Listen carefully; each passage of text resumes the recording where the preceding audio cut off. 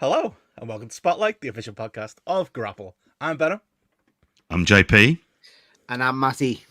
And I can't tell if Matty's little smiley face there is because we've done no pre-show this week, or because the Fed had a good pay-per-view this weekend, or he's got something in store for me I'm not aware of. Maybe my double or nothing bet with you on Gabe Stevenson went a bit awry. I'm not sure, Matty, but almost cracked me there on the intro. Weird, this hot start for a Spotlight. We did a 4-hour Ask Grapple session on the Patreon, so we're counting that as the pre-show this week. So yeah, going back to the old school, Matt, straight live. Oh mate, we're just saying there, it's so weird. It is proper turning the clock back. That, as you say, that pre-show though, the 4-hour session we done, that counts as like, it could take us to the next 2 months of pre-shows, really, couldn't it? Being honest, but maybe just a 1 week only, maybe just 1 week. If we do that, we could bulk record them. That could work. Yeah. It worked for that, wasn't it? Because that was an absolute breeze. Loved doing that show. It was phenomenal stuff. And even managed to rejig some life into a very old angle of Coronation Street versus EastEnders, like to a resounding success. So like I was, that in as well. And that was a bloody 1 o'clock in the morning. That was like, Jesus Christ, that was. We went how long? Another 45 minutes to an hour, I think, Matty, after having a hard out. Yeah. I was saying it's man in your birthday week. So, like, for me and you, it's like, it felt like COVID times. It felt like a COVID night out. Purely, which was on the computer. I woke up the next day, I had like 4 or 5 beers just in front of me here and a couple of like snacks strewn to the side. I was like, let's bring back some 2020 memories, That's actually, to be honest, probably the best birthday night I'll have. I had a decent family meal on Sunday, going for something else on Wednesday, but that was the one there. Grapple night out. Oh, brilliant stuff, mate. Same, I had 3 empty cans of Stella next to the laptop. For Steph thirsty, was she? Or no, it generally was me. I pulled the big guns out, Benno, when we're recording for the Mammoth session, mate. But yeah, it's reminded me of the birthdays there, though, Ben. I know you're, officially the 4-0, mate. I'm 3-8. And it's just, is it one of them things as you get older, guys? Let us know in the chat. It's like, I'm dreading that 40, Benno. I'm panicking at 38. Thanks, mate. I've got 2 days to go, like, you know what I mean? I know, poor JP, yeah. Sorry, JP. Isn't it? Double kick in the bollocks there, isn't it? I'd say life begins at 40. Here you go, a bit of positivity. You truly, Benno, you will find yourself because it'll go, and then you'll find yourself, why would I give a shit? And that give a shit attitude is what will take you through your 40s. Of just like, fuck it, who cares? And you'll just crack on. 30s is when I found myself, which is knobhead podcaster. 40s, who knows what comes next? We'll figure it out, Matt. You found out knobhead podcasting halfway through your 30s, Matt. Yeah, I did, the party, Maybe you'll retire when you're 40 like Martin. It's one of them, innit, though. You just knock 10 years off, JP. 40's the new 30, 50's the new 40. We just live our lives like that. Bit of positivity, yeah. You say that like we didn't talk on the Ask Grapple special about the fact that it's 40 years from my birth to today, but also if you go from my birth the other direction, you end up in World War II. So technically, my birthday is closer to World War II than it is to present day, which is just time in it in a nutshell. But you're not depressing me at all, lads. I'm feeling good about it. What's the? I saw it in the Scran thread, Matty, because we're not doing a pre-show. We need to chat some Scran, but especially some pay-per-view Scran over the over the weekend. You've been going a little bit wild here. Is it going wilder for the birthday? That's what I want to know. Are you going? I'm going for some advice here. Going for a dirty burger in town on Wednesday. So if you got any suggestions on where the new hotness is, let me know. It was almost famous 10 years ago, mate, but I know times have changed and moved on. So if you've got any better suggestions, I'll take them.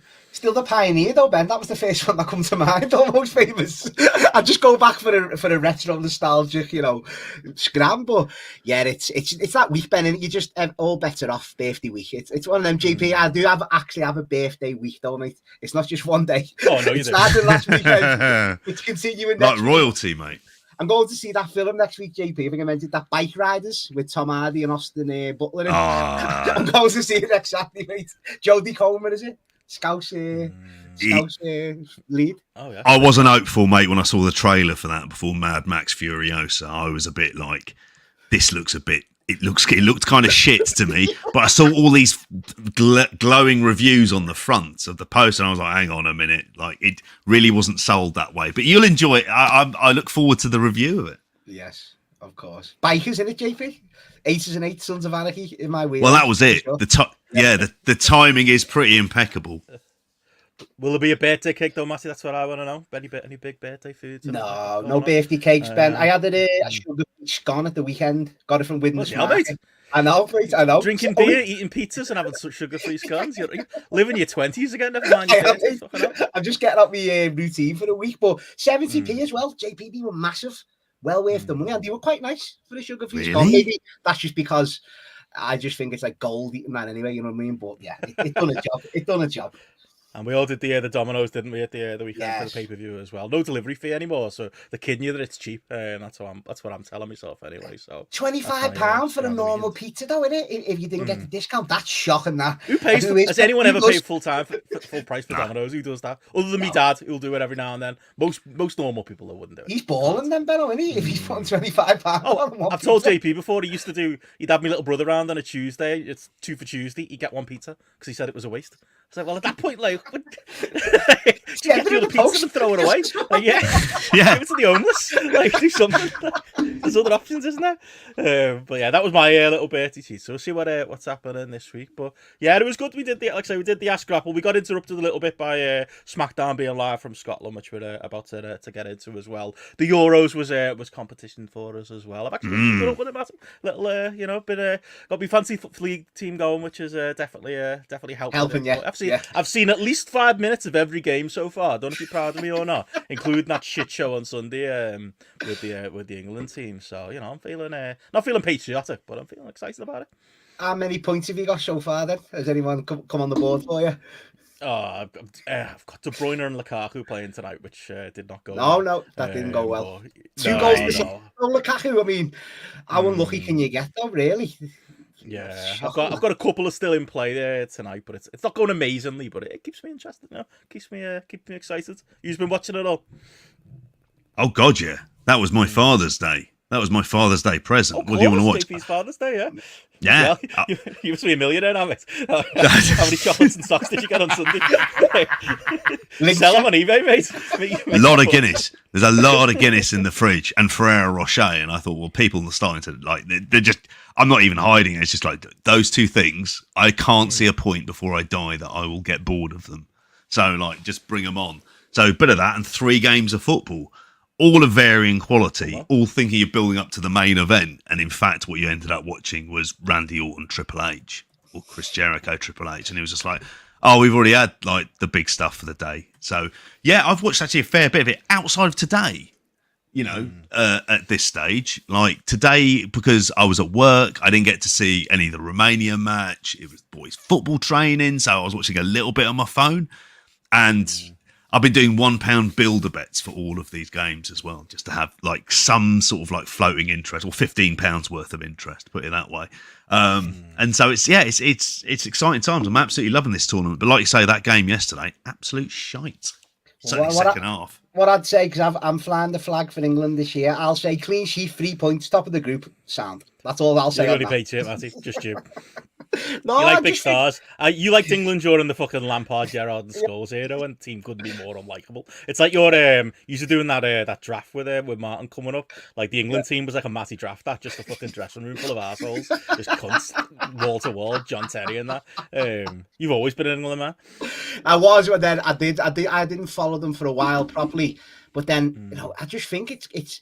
And I think it's one of them. The Iceland game, put expectations down.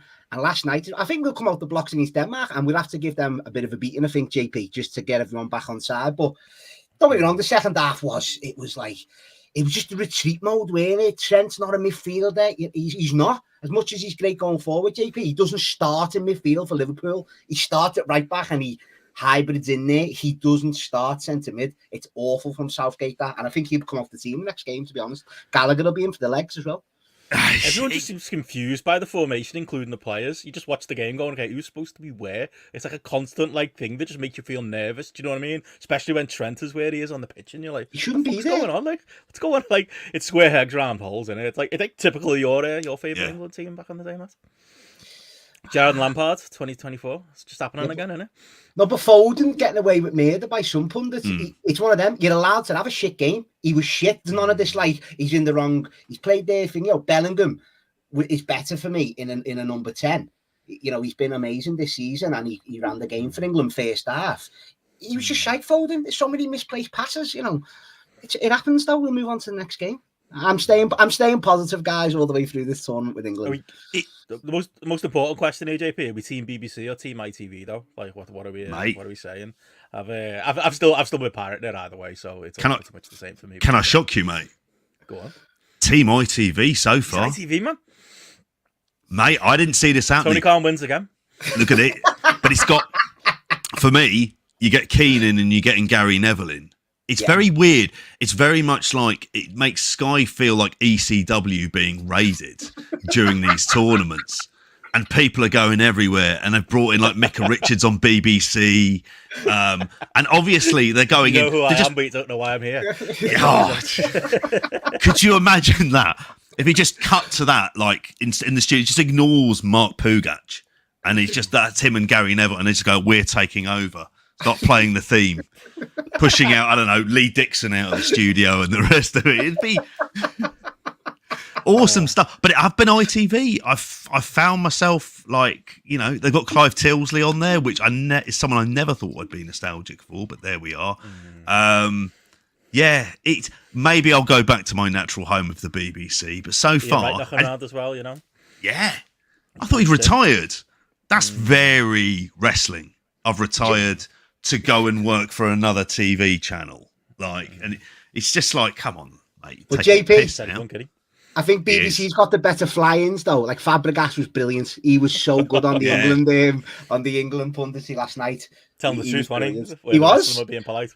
No, he was trying to actually explain what was going on the pitch. You know what I mean? He's done it before, isn't he? He's been over like a good few. He's kind of like Eddie Kingston in that regard, really, where he's been working. He's worked the territory, like he knows what he's coming into, but he's also thinking, there's other. I thought the use of Moyes, who refused to call Netherlands, who just called Netherlands Holland, like. And now, you were better when they were Holland, though, so it's all right. Is it massively offensive if we say Holland rather than Netherlands? Like, honestly, is there something really bad with that name? That's what I ended up finding myself thinking about watching that in Poland. It's a rebrand, innit? That hasn't stuck like WWF and WWE and fucking Starburst and Opal What did they lose to? Remember Cocoa Pops when they changed that? Just doesn't work. Yeah. But JP, Fabregas still won it all. How many world titles do you want? Euros, World Cups, leagues. He's won it all, though, hasn't he? All over the place. Every promotion. I mean, he's legend. Make a better podcast than The Undertaker, wouldn't he? So, you know, at least oh, definitely. Yeah, I absolutely loved him back from the Arsenal. I saw him make his debut against Rotherham in the League Cup and score his first goal. He was a magic player, Cesc Fabregas. Yeah, and a good addition on that. So far, like I don't know, the BBC. Like, it's not been great. I've not watched any of the RTE coverage either. And sadly, we don't get Eurosport doing it, which used to be wacky as fuck. Like, 94 World Cup had Pele presenting a programme, which was shit, unsurprisingly. Gotta say, Ben saying, are we sure this isn't the pre-show? We've just got into pre-show mode. Get a bit of a flavour. We do over here. Sorry. I was gonna say, just throw it in there as well, JP, with your... is that an Austin top you've got on? Is that the old... it is. You got there. Gonna say, shout out as well to, obviously, the Kevin Campbell news over the weekend. That's one me and you can share a love of. JP. Super Kev, he was my hero in the 90s, especially when he scored against you. Sorry, Matt. But, you know, kept us up that first year he came in. Fucking mountain of him. What a fucking bloke. Like, I've literally spent the entire weekend just watching like little clip videos of him, like when he first started playing with Rooney, and like reading everyone's like pretty much every footballer he ever played with talking about what a fucking, you know, bloke he was, with just like a cracking smile and just like an overall just like good vibe he brought to places. I remember when I had my season ticket in the Moyes years, like he came to a game at one point and, you know, came on at half time and everyone like usually does like that polite applause, but it was like going back to like my youth. It felt like it was the late 90s again, and I was singing Super Kevin Campbell again. I'd forgotten how much I fucking love that man. What a bloke, JP. And obviously we think of his others as an Everton player, but obviously Arsenal massively as well, through and through. Loads of chippies there as well. Oh, mate, it was absolutely tragic. No age as well, like a young man, like in his mid 50s as well. And I think for me, like it's also like Roadcaster as well. These were like local lads who came through the youth team, and I always got the impression it was like Everton is where he found like that sort of like real bits. I was really happy for him because was it 8 goals in 9 when he first signed? Just went berserk. He was and honestly, like, he was. Black and white, is that? outside of Ian Wright, he was the only bloke who was going to score a goal when we had like no midfield under George Graham and stuff. So like he was like, we always really liked him. And again, yeah, just like really tragic. But the really sad week was the goalkeeper who died at the weekend as well. Like obviously there's the sad news of James Castle we're gonna want to talk about later as well. So yeah, it's been a sad weekend as well. But we'll obviously get into that too later on. But yeah, we had to mention the Euros and everything going on. Didn't have an official pre-show. We got a technical one in there. My scran of the week was Domino's Pizza, and Brett and Matt's was the staying. But what else have we got going on, JP? If we return to the normal order of business, what's going on for the rest of the month on Patreon, and what else is happening in Grapple World? Well, mate, as we speak, I am uploading the next patron show. There's a patrons poll going up for Big Beefy Fuckers mixtape, as I've catchingly titled it as well. So yes, I am just publishing that as we speak. So what's going to be on there? So. Yeah, it's. I've got to get the time right on this. Do you want to tell us? Well, yeah, this is the thing. I made a slight sort of executive decision to make a slight edit to it. So I've gone, if I can get it up on here, bear with me for 1 second. There we go. So I've gone Vader. That seems like an obvious one to go for as well. Big Boss Man, Bam Bam Bigelow, Road Warriors. Steiner Brothers, Miracle Violence Connection, and Stan Hansen. I've gone for a seventh one in there as well. And this is, and you'll notice this, Benno, as well, there's a theme here, which is basically by stealth to get Matty to watch some Japanese wrestling. Like, that might be... I'm onto it, JP. I'm onto it. To the centre of this. Trojan horse. Because there were people on there and I thought, I'm going to have to work hard to get a match in for this lad. So I thought I want that to be part of the deal, and I want it to be some shit. I want it to be some shit kicking in there as well at the same time. So yeah, that is going to be going up in the next couple of minutes on there. So get yourself across, vote. I know people in the live poll. I'll probably give an update to it by the end. So yeah, looking forward to that. That's the next one coming out. I'll be missing that one this weekend, Matty. Obviously, I'm flying out on Saturday, but yeah, you'll be around for that one. Have you got a hooky choice? What should don't want to poison the well too much, Matty? Who are you hoping for? Our dear patrons will vote for. We trust our patrons for voting. We do. They're voting on all kinds these days, aren't they, JP? You know, go on, Matty. What are you going for?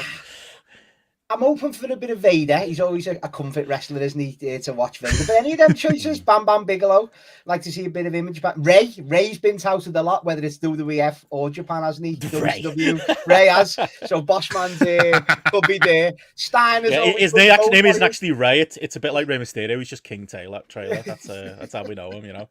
He's king in our house, isn't he? But, you know, any of them, JP, some good choices there, mate. Some very, very good choices. So some big lads. Big lads. Generally. Big lads. And people who will take a very casual opinion on like beating shit out of each other as well. Particularly Stan, who in fairness just did it because he couldn't see, but I don't know. Not all I've got bad eyesight. That doesn't give me a license to just beat shit out of people, but you know. Old Stan, that was his way. So there's a lot of JP's boys there. So yeah, patrons are picking the guy, and then yeah, JP, you're gonna get to work on the playlist itself. So yeah, that's how we're gonna wind down June. And like I say, Ask Grapple is out there as well as our month gone, getting rave reviews on the final nitros. People seem to enjoy that one, and obviously our deep cut on the aces and eights is also available for patrons as well. Retro coming at the end of the month there too, Matty. Looking forward to see what you guys have got going on. And yeah, that's the only plug, JP. If people haven't got the tickets already, where can they get them? Well, mate, if you go to our Big Cartel page, which obviously we have in the description here as well on here, but go to the Big Cartel page in order to get your tickets. It's professional podcasters doing a professional podcast live 24th of August, Saturday, before the Rev Pro Copper Box show, and it's across the road. Like, if you want a bigger selling point, that is the one to go for there. 1 p.m. doors, going for a 2 p.m. start, plenty of time, great place, you can get food and drink and all sorts. So, yeah, get your tickets for that. Come and join us. I've heard through like the grapevine, apparently our tickets are selling better than Wembley. I don't know if that's true. And on a percentage scale, as far as like movement goes, we're going to talk about it in a bit. I'm watching that WrestleTix. I had for the news story we're going to talk about later. I was like, I'll see what WrestleTix last Wembley update is. It's like a month ago, and it's like trickling through. We're doing way better, Tony Khan just speak to us from some promotional tips. We could host like they did with the Clash of the Castle. We'll host some of the wrestlers on the afternoon of, Bryan Danielson and Nigel McGuinness and Will Ospreay, and that can come on our stage and build up the matches later on. We'll sub for the Hydra. I think it could work. It needs a bit of help, doesn't he? Mate, he fucking does need a bit of help for that. He really does. But like you, I was doing that today as well. I was like, oh, it's been an interesting talking point. I was looking through, I was like, why is there no updates? Why is no one talking about like these ticket sales? We'll send WrestleTix our stats, and they can publish those, because we're doing well. They're not going to be around forever, those tickets. So I know people are still making plans and such as well. And we'll obviously always do our best for our patrons and our YouTube members. But once they're gone, they're gonna be gone. So get those trades, but get those plans made, and make a weekend of it with us in August. But that aside, we will be talking some AEW later, and the lack of movement on Wembley tickets, Hangman Page, bit of a weekend TV, got G1 lineups to talk about as well, bit of TNA, bit of documentary corner as well. Excited to get your views on that, Matt. Who Killed WCW episode 2, aka the Eric Bischoff documentary. Maybe we'll should get Garrett to call in just for that segment with his Eric Bischoff love, and maybe a little bit of Triplemania and Noah as well. But before we get there, we do need to talk about the big show of the weekend, which was, stop smiling, Matty, Clash at the Castle. Which, speaking of the Patreon, we previewed on Friday. And I tell you what, I said before about getting those pizzas in and having a night in on Saturday. You know me, I'm someone who likes staying up late. I'm quite happy to stay up till 7 in the morning when Tony Khan's still going on a press conference, or back in the old days when WrestleManias would go about 9 hours as well. I'm not against that. But I fucking had a great time on Saturday night watching this at like a regular time. Like I did a bit of overtime and work in the afternoon, got me beers in, got myself ready, got a bit of food, jumped into our Discord, which was a lot of fun again, like following it on live, because there were more people awake than there usually are during this. So with the I was in there, man, for once. Yeah, you were live fucking commenting on it as well. Honestly, it was I had a ball of a time on Saturday night. I've got positives and negatives to say about the pay-per-view, which I'm sure you can imagine, Matty, but they are onto something with like these international shows in general. They had so much juice to cards that could otherwise, at least on face value, be lackluster. You know what I mean? Maybe that's why do you reckon this is it, JP? We're all so negative on like AEW and WWE going back years and stuff like that. Is it just because the shows are on too late and we're either grouchy watching it late at night, or we're getting up early the next day to catch up on it? Maybe this makes all the difference. This actually watching it in prime time. Americans are spoiled, aren't they? I think just move over to one of the promotions, whether it's TNA back in the day, AEW now. Just move over to Europe, will you? It just makes our life easier, doesn't it? And we'll give you a great atmosphere and a mostly positive review as well as a result. And is it just me? I don't sense the North Americans, US and Canada, mad about this either. They're like, I get to watch this in the afternoon. Everyone is a winner. Why not do some afternoon shows for us, and then they can have it in the morning, and it'd be like Premier League. New Japan? I don't seem to complain about watching like a big Premier League game at 9-10 o'clock in the morning. They'll be all right. New Japan, it's ideal. Get it out of the way. I think there's a lot to be said for that. I think that's where so much of the positivity comes in. I mean, sadly, I didn't get to watch it live, but that's what I mean. The Americans can watch like that in the afternoon. If there's a boxing fight on, like Tank Davis was on way in there on Saturday, they get to watch that as well. It's win-win all round for everybody. Oh yeah, it was just a fun experience, wasn't it? It was just so much felt so much lighter. The show finished, and I was like, you know what, Tony Khan should be happy, because I'm halfway looking forward to Collision here. Stayed up for Collision. As a result, I was like, I fancy some more wrestling here. Collision, yeah. I watched The Whale to bridge the back, JP. I shouldn't have bridged the gap. It wasn't a great Saturday night watch, to be honest. Good film, but Darren Aronofsky, bit heavy in it. I wish it was just like a nice little 2-hour wrestling product I could have thrown on in the middle. But yeah, I'm sure you were smiling, Matty, at the overall, I would say, enjoyment people seem to be having on Saturday night, at least an hour and a half.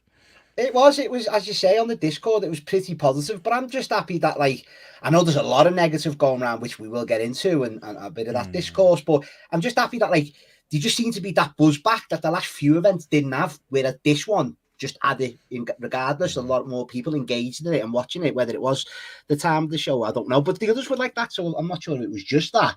But you're happy as well, Ben, that, obviously your main man's back, isn't he? I think that he always brings the headlines, he always brings the news, doesn't he? So Punk being back. Drew McIntyre, I knew we was going to be there, maybe been advertised all week. You talking about? No, Drew McIntyre, that's what it is now. Gus and Gareth's not here.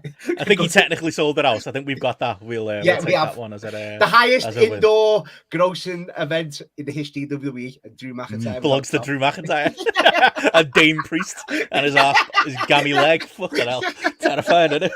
It's wild, but it was definitely the best show of the recent run of pay-per-views that they've done, isn't it? For sure. I think anyway, for sure. I probably have one shocking more negative to say than you, Matty, but overall I'd say overall as well. Like I am someone who's overall, like the NXT show last week, there just wasn't enough meat on the bone for that one. I had an alright time watching it, but it was a bit like fucking hell. It was a 15-minute ad break between every match. And there was a bit of that here too as well, but I don't know whether it was the matches feeling just slightly more substantial. Or maybe they just paced it a little bit better this time out. I like the pacing of it too. I like that it wasn't a show that outstayed its welcome. Like I say, there are individual matches.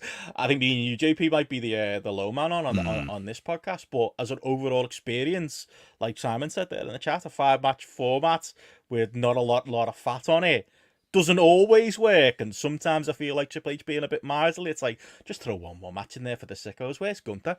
Like, put him in fucking Illion or something, you know what I mean? You can come up with that. I presume that's coming up next month, but like, come up with something to fatten it a little bit. But I felt on this one, it was kind of like, it was a perfect little length as well. So that's a big positive in the tick box for me, JP. Yeah, I think, and I didn't watch this live. I was very much in like kind of Euros fever, so I said to myself, I was going to skip those adverts, can't you? You don't need to know about exactly Owen's NXT run 7 years ago. Like, you're all right. Yeah. When I did my big morning walk with the dog on Sunday morning, that's where I broke the back of this show as well. And there's certain bits where you can kind of skip through. But I've been saying it for a while. That's one of the things they've really thought about is how this works. And I think this isn't unusual if you think about the UFC mold, where there's quite substantial gaps between fights and there's things that they put in there in the meantime, and they did that here. But it's just these crowds elevate what can be, frankly, like, and we've seen this with Battleground where you've got, I thought, a kind of lackluster crowd. It doesn't elevate matches. This elevates matches, and it elevates the entire experience. And the fact that they were so invested in one match in particular, like, that was the thing that, or like sold it for me. But it's a much easier watching experience. I mean, God, what, 2 hours 45? Yeah. Like 45 actually for this week's. It was 38 minutes longer than Collision.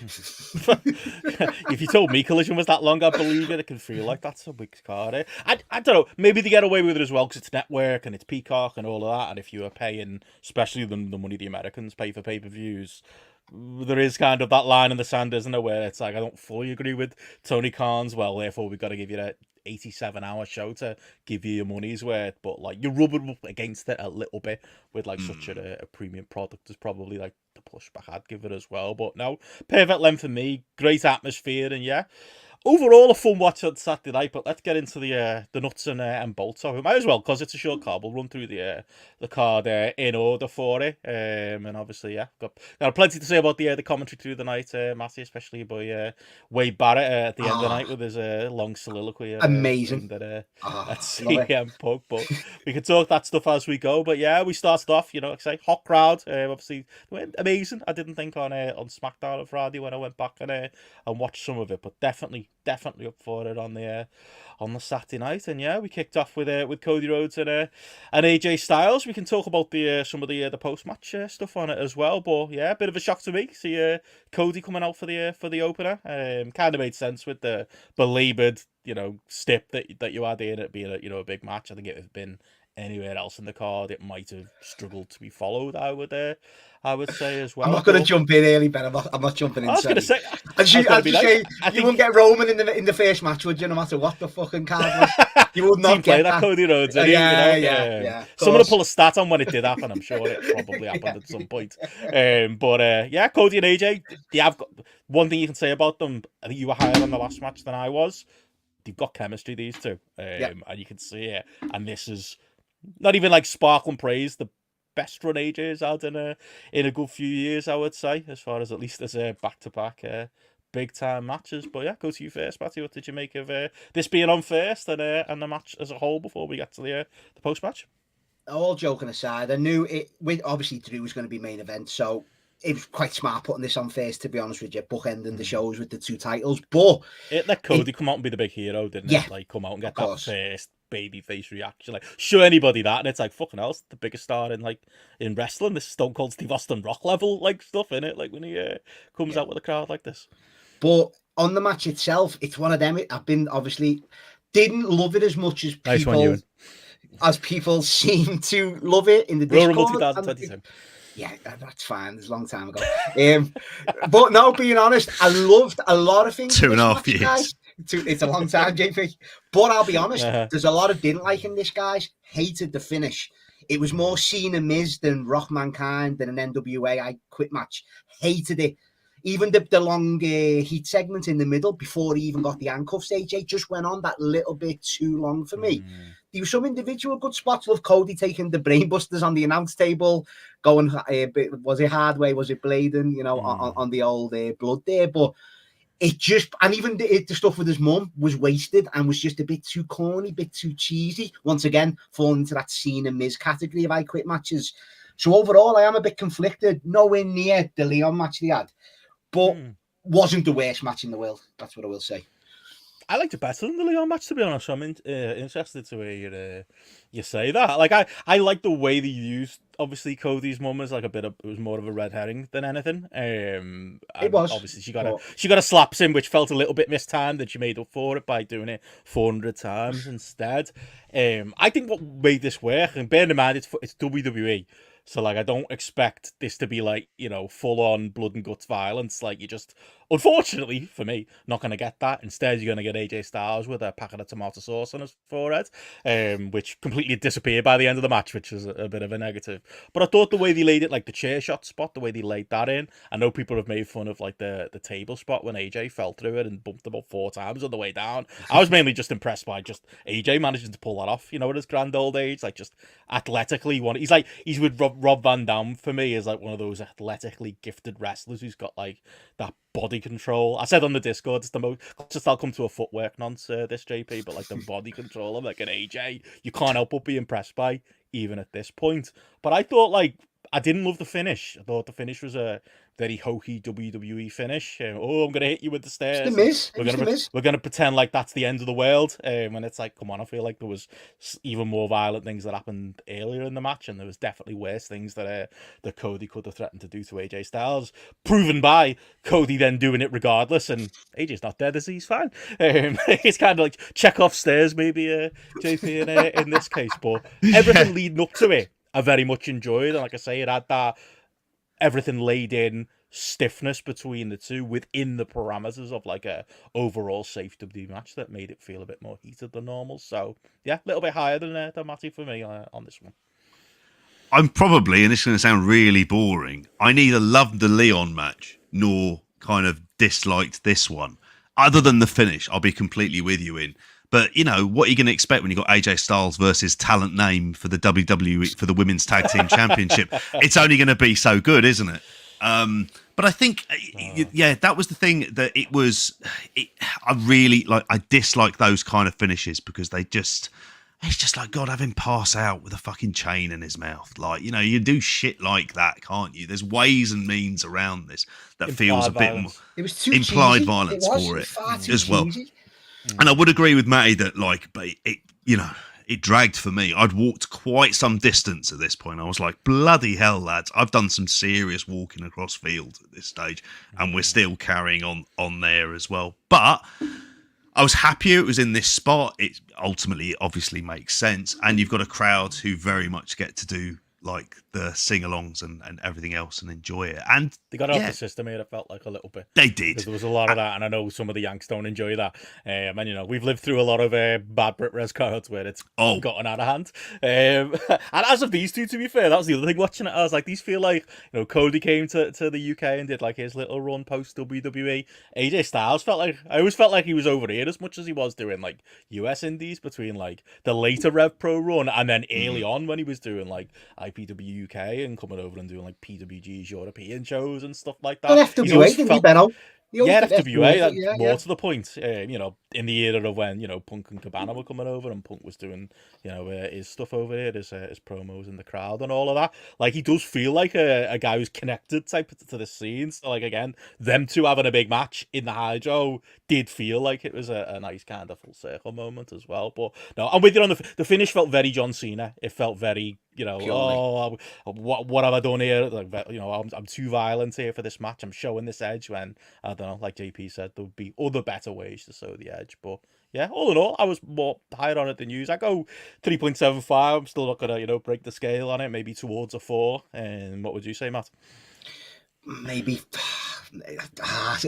do we feel harsh just giving a 3-star special, maybe 3.25? Because he was, as I say, right? He's a brain buster, like them brain busters on the table. As I say, it started off quite edgy for me, quite hard hitting, and then it just turned into that typical WWE, like we're saying, John Cena-ish type match. I mean, you swap places.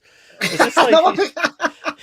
I don't know what's happening. Vice versa or something, like we had a body change. I'm used to you two arguing. This is a weird dynamic. We'll argue in the post-match in a minute, JP. Don't get me well, yeah. But yeah, it was, as I say, there was a lot of good stuff. Even like when AJ was whipping Cody with the belt, and then he realised at the very end, last whip, he folded it over, didn't he? And give him a proper shot as well, which really, you could hear the noise off that. So there was good stuff, but it just went south to... From the Mama Road stuff right into the finish. I just didn't like it at all. Quickly, JP, your rating, and then we'll get into the post-match. Split. I know people need to talk about. Split the difference 3.5, and it didn't go up with the post-match. I can tell you that. As we got this post-match where we've got to tell stories, Matty, so if that wasn't dramatic, would it be enough for you? Did you see Randy Orton stare at the belt? I did, because he did it right in front of the fucking camera. That's what we want. It's up there with like wrestlers facing the camera perfectly in backstage seconds for me. These quote-unquote Easter eggs that, like, they're fucking pretty gigantic, these Easter eggs. You find them quickly in an Easter eggs in June, Ben, that's what it's about. That's what it's about. And Tamatonga as well. I've just got to hope, because my heart sunk. Solo Sikoa. When Solo Sikoa came out, and it was like, they can't. Yeah. I enjoyed the match more than I thought I would, but I was still critical of AJ getting 2 matches with Cody, and I'm not doing anything bigger than that. Excuse me. Sorry. Sorry, my anger is getting... That's Solo Sikoa, mate. That's what he's doing to you. He's just even saying his name. You can't do Solo... Matty saying you can't do Solo Sikoa and Cody Rhodes as a big-time title match. Please tell me it's just set up for Randy Orton to turn. Is that all we're getting here? I mean, once again, Ben, who knows? There's so many stories you can go with here. Obviously, the 6-man, is that going to be on the Chicago or the Garden SmackDown, which leads to Cody and Solo at Money in the Bank? And then you get some sort of turn where it's Cody and Orton at SummerSlam, which feels like obviously is the bigger match, is Cody and Orton. But you could drag it out and do the 6-man. You can go all international incident on it. You can have Solo pinning Cody in the 6-man, like Vader pin Shawn Michaels, get his shot at SummerSlam, lose there, and that's where you get Randy Orton. There's loads of ways you can do it. Where does Roman fit in all this? Obviously, I thought him and Solo was going to be a SummerSlam match. So where's he fit in? On the beach? I'm all about that. There's so many ways you can go. Plotting a few months down the line. Ticked every box for me, that. To Andy's point, some of those stories are shite. Yes, and some of the wrestlers are shite. That'd all be great, Matty, if Solo Sikoa didn't have to wrestle and cut promos to get this stuff over.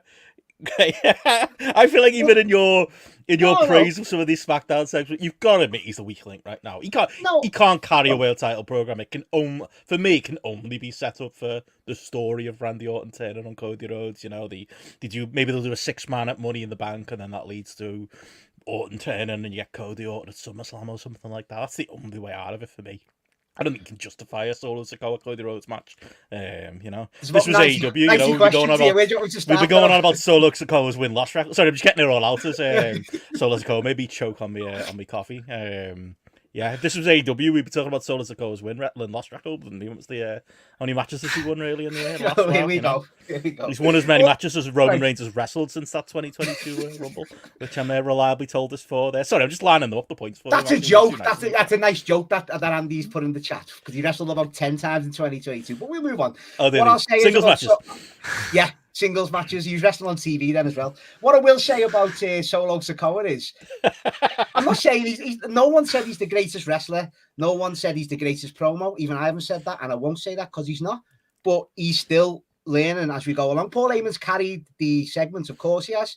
But to play off that story when Roman comes back, he's basically, you've been saying he's cosplaying as Roman. He literally is cosplaying in the storylines. He wants to be him. So he's trying to do what Roman couldn't do this year and beat Cody. So I don't mind that side of it, Ben. And if Cody's this generational babyface champion that we keep getting told week after week after week that he is and a great champion, then he'll pull it out of Solo Sikoa only if he's that good. So we'll see, won't we? I mean, would he pull it out of me if I wrestled with him? I don't know if that would make him good or bad. Like, I feel like the problem's still Solo Sikoa. I don't think he's that bad of a wrestler. I think if I had to say it, yeah, he's not the best on the promos because he only gets a few lines. But I don't think he's the worst wrestler. He might be great, but I don't think he's terrible. Being honest, hell of a place to learn, JP, the main events. Yeah, that's it, and that's where my mind was on this. I was like, are they going to do this at SummerSlam? Because that appears to be. I was like, and then when Randy Orton, who I'm assuming he wasn't the only man in Glasgow just knocking around in his pants, like that seems to me like he may not be alone on that front. It could be stereotypingly massively there as well, but. Cody versus Randy Orton at least has history, and it feels like, look, if you did that, I'm fine with that at SummerSlam. I never thought I'd hear myself say I would sooner have Randy Orton in the main event, and I'm being absolutely serious and not really that. That's why it's got to be a red herring. It's got to be. It has to be like that. Solo would take seriously for this to work. Would take months of build up. A Survivor Series. No one gives a shit about that anyway. Just run it there. I don't know why they should do, but that's another story for another time. But like, I just don't buy it with Solo. There's nothing about it that makes me think he's not even been a killer henchman for long enough. He's not even been established in the way that's even an Umaga was, for crying out loud. Like, you know, and that was a one note stereotypical character that they did, but it fucking worked for that period of time. And he doesn't even have that. It's like some of the matches with the Scottish talents on this show, you know? If you're going to tell me that they should be in world title matches, you should probably build them before the show, rather than just be like, it's in Scotland. Like, that's happened with Solo Sikoa. Like, they spent, I've said it a few times, Matt, they spent too much time in that Mania build, making him a bumbling fool, him in mid-card Jim. Jimmy was worse off, but he was in there. I can't deny that, Ben. He wasn't taking pins or nothing, but he was just getting left laying. And every show, which he wasn't on the house shows, mate. Before that. Well, the house show. I'm not going into that. Please do that. But I'll take Orton Cody. Like, if that's the direction, I think there's juice in that. Against my type, I've enjoyed Adam Copeland and Randy Orton this year. I don't know what's happening to me. I think it's turning 40, Matty. We'll see. Maybe a slow-paced Randy Orton heel run is probably what it's going to take to snap me into my own senses. But I think we've got to hope for that. Yeah, that is, as I've said before, that's the bigger match, of course it is, but it's just whether... Legacy, mate, we could get that lads involved, get Manu involved. Is Manu still around? Could bring him back?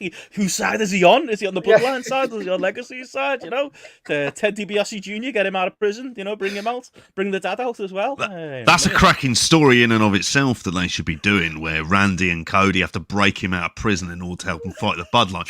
I might watch Raw. If they were doing wild shit like that. You definitely would watch that. I'd be like, all right, this is ballsy. They're going to actually break him out of prison.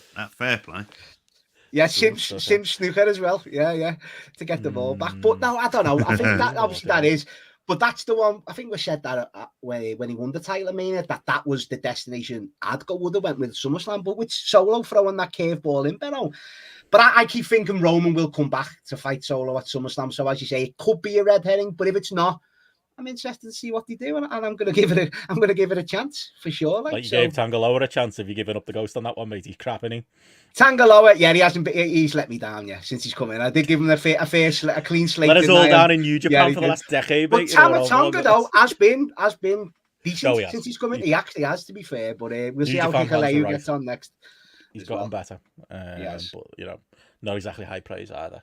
Oh well, we'll see where the story takes us, shall we, Matty? That's all we can do, on that one. Well, up next we'll talk the women's triple threat match. With this one, I think luckily for Jade Cargill, the match is probably secondary to the nice story. I think all the credit in the world for them putting over Alba Fala and Isla Dawn there, considering obviously the real life story between with Alba Fala and a mum passing not long ago, and it being in Scotland again. Just with kid gloves, I'll just say probably could have built it a little bit better for them. And again, their gimmick doesn't necessarily suit being baby faces, but on this night, absolutely the right call to go with and to give them that moment. I thought it was a really creditable thing for a company that is often the heel, and possibly on this night they are as well. But all in all, just the fact that Alba Fire can even, Kaylee Ray can even wrestle at this point and is willing to come and do this show, and obviously be very clearly emotional in the post match, especially when families are getting involved and stuff like that. And Isla Dawn maybe said the wrong thing in the presser as well, but I'm sure she regrets that. But just all in all, just an overall nice story, which I suppose does take us to the Jade Cargill thing, in that it's a shame it didn't happen in a better match. I'm sure they're not going to remember that part of it, but fuck me, we have to have a conversation about Jade Cargill, I would say, JP, and that I was very bullish on her coming to WWE and it being the right place for her, and I think I stand by that.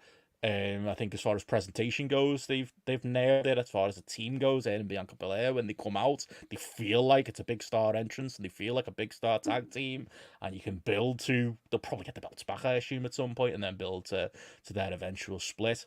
Absolutely right way to use her, but at some point you've got to question how she's not better at this. She's been on television for a long time. She's been trained at AEW. She's been training at WWE. She's in these big spots here, and she just falls apart match after match on these pay-per-views. I would say this was the worst appearance, even including, maybe there's an AEW one I'm not remembering, JP, early on, but fuck. But whoever told us to go to the top rope, needs. I was going to say, why is she doing springboards though? Why are we getting Jade Cargill to do springboards? It's just unnecessary. I've got to eat some words. I honestly thought, when she goes to WWE, I'm not saying she'd become a perfect wrestler, but I thought they'd hide this stuff better. Or maybe it's just she's that limited still. JP, she just seems uncoordinated at times. She was a real black eye, unfortunately, on this match. Oh, she was. She really. And I've written down the first of my notes is, I think we need to talk about Jade Cargill here, and has she regressed? And that's the question you've got to see. She signed in September 2023, so she's been in the PC now for a while, and this isn't someone who hasn't wrestled before. But I'm thinking of her. I'm almost looking back to her stuff in AEW, thinking, was that the high watermark of this? Because I thought it was a bad night at the office, but there's nothing that she's really done in WWE that's felt kind of spectacular as well. I mean, you had the tap out spot, and this is me thinking of it after the fact. That felt like she had just forgotten that you cannot do that in this day and age. She just forgot that you can't tap. You're not allowed to do that. You could have got away with that in the 80s. No one would have given a shit because tap outs weren't a thing. But obviously, they are, and they mean something. So you had that there. I also thought everything in the finish was just absolute shite as well.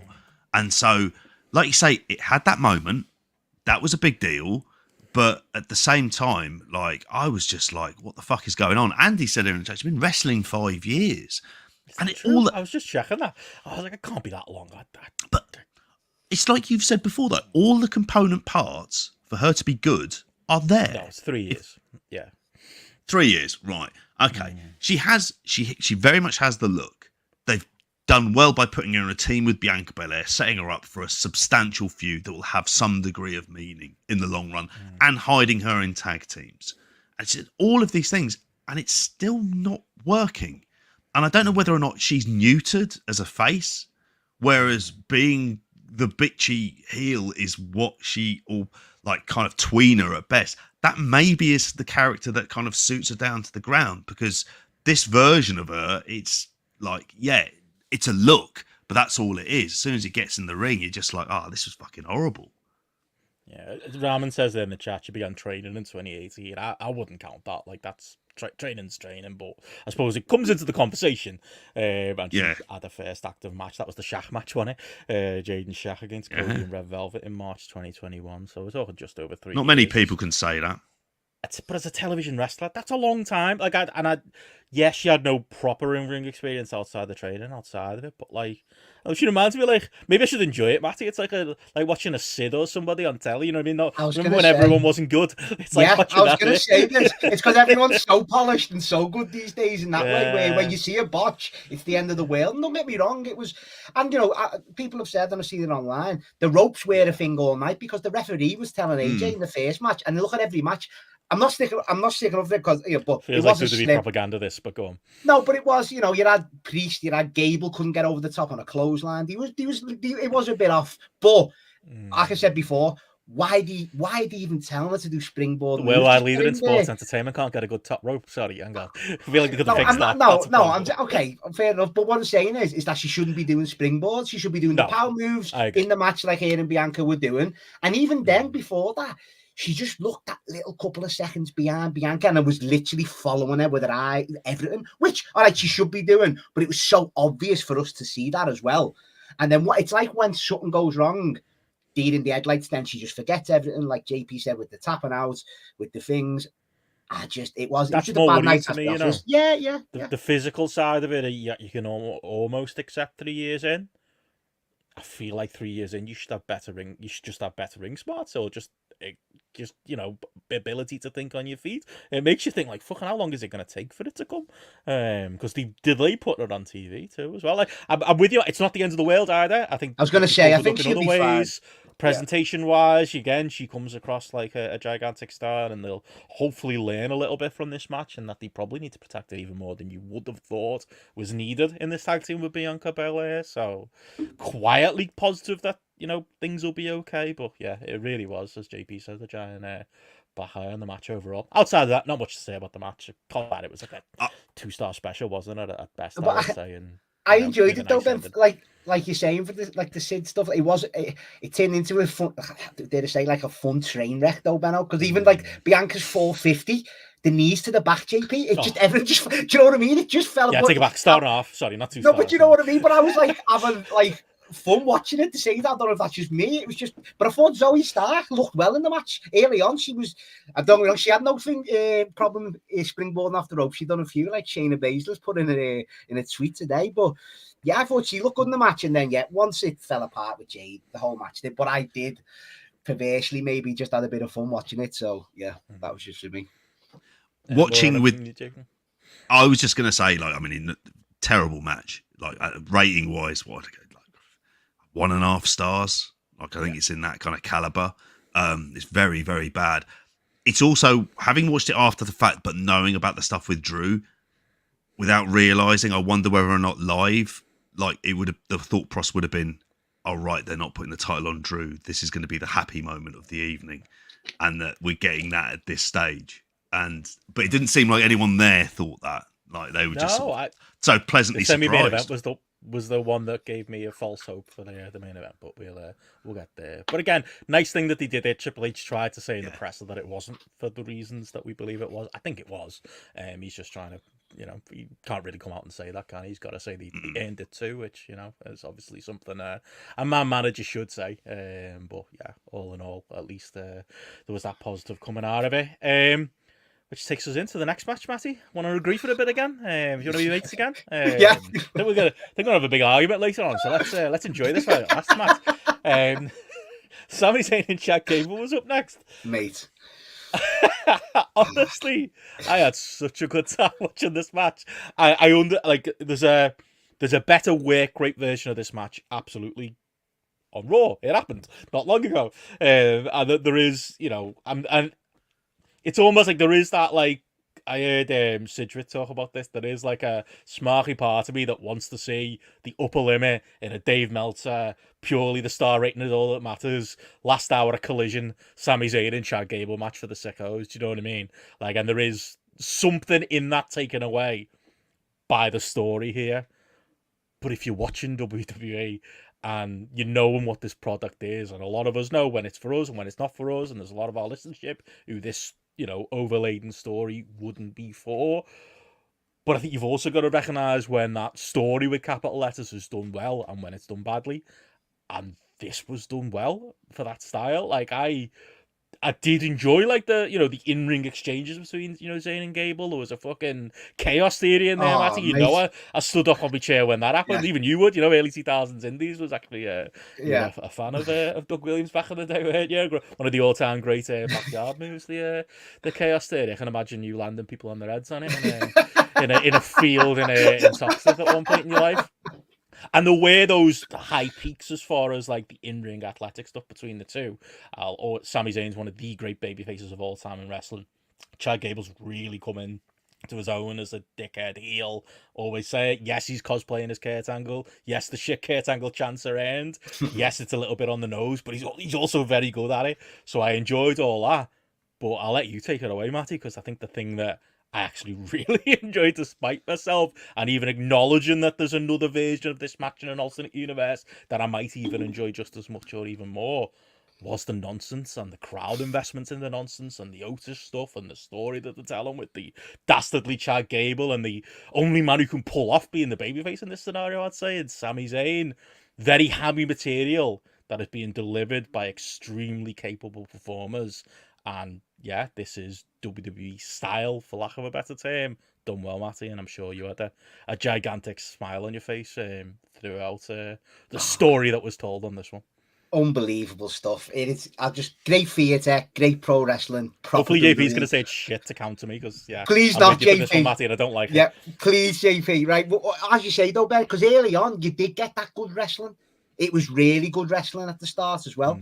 And then once the story started from the minute Sami Zayn was draped over their middle ropes and Maxine had the belt. Because Maxine was a big, massive part of this match as well that we haven't mentioned. Why do I like it so much, Maxine? I don't know what's going on, Benno, with you. But it was unbelievable, as you say. Just there teasing to it, the belt. The fans were just hanging on every movement in this match.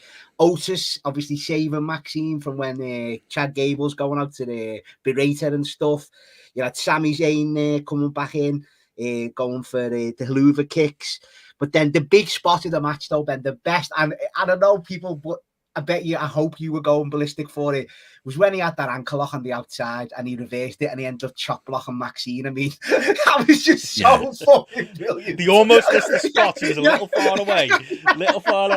I just love the ankle lock on the that didn't the guardrail as well. Crowd didn't go mad enough for that. That was fucking great spot. I like that a lot. Yeah.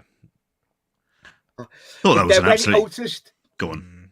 But when Otis realised what happened, sorry, I lagged a bit there, sorry, the few guys, but when Otis realised and just left Chad Gable to hit the fans again, though, and this is Otis again, who, like, he's an underrated act. He's always been over, Ben. JP puts his head in his hands for all the oldness. But JP, when we went to that Manchester House show last year, like I said to you at the time, Cody Rhodes was like very clear should have been world champion back then. We won't argue about it.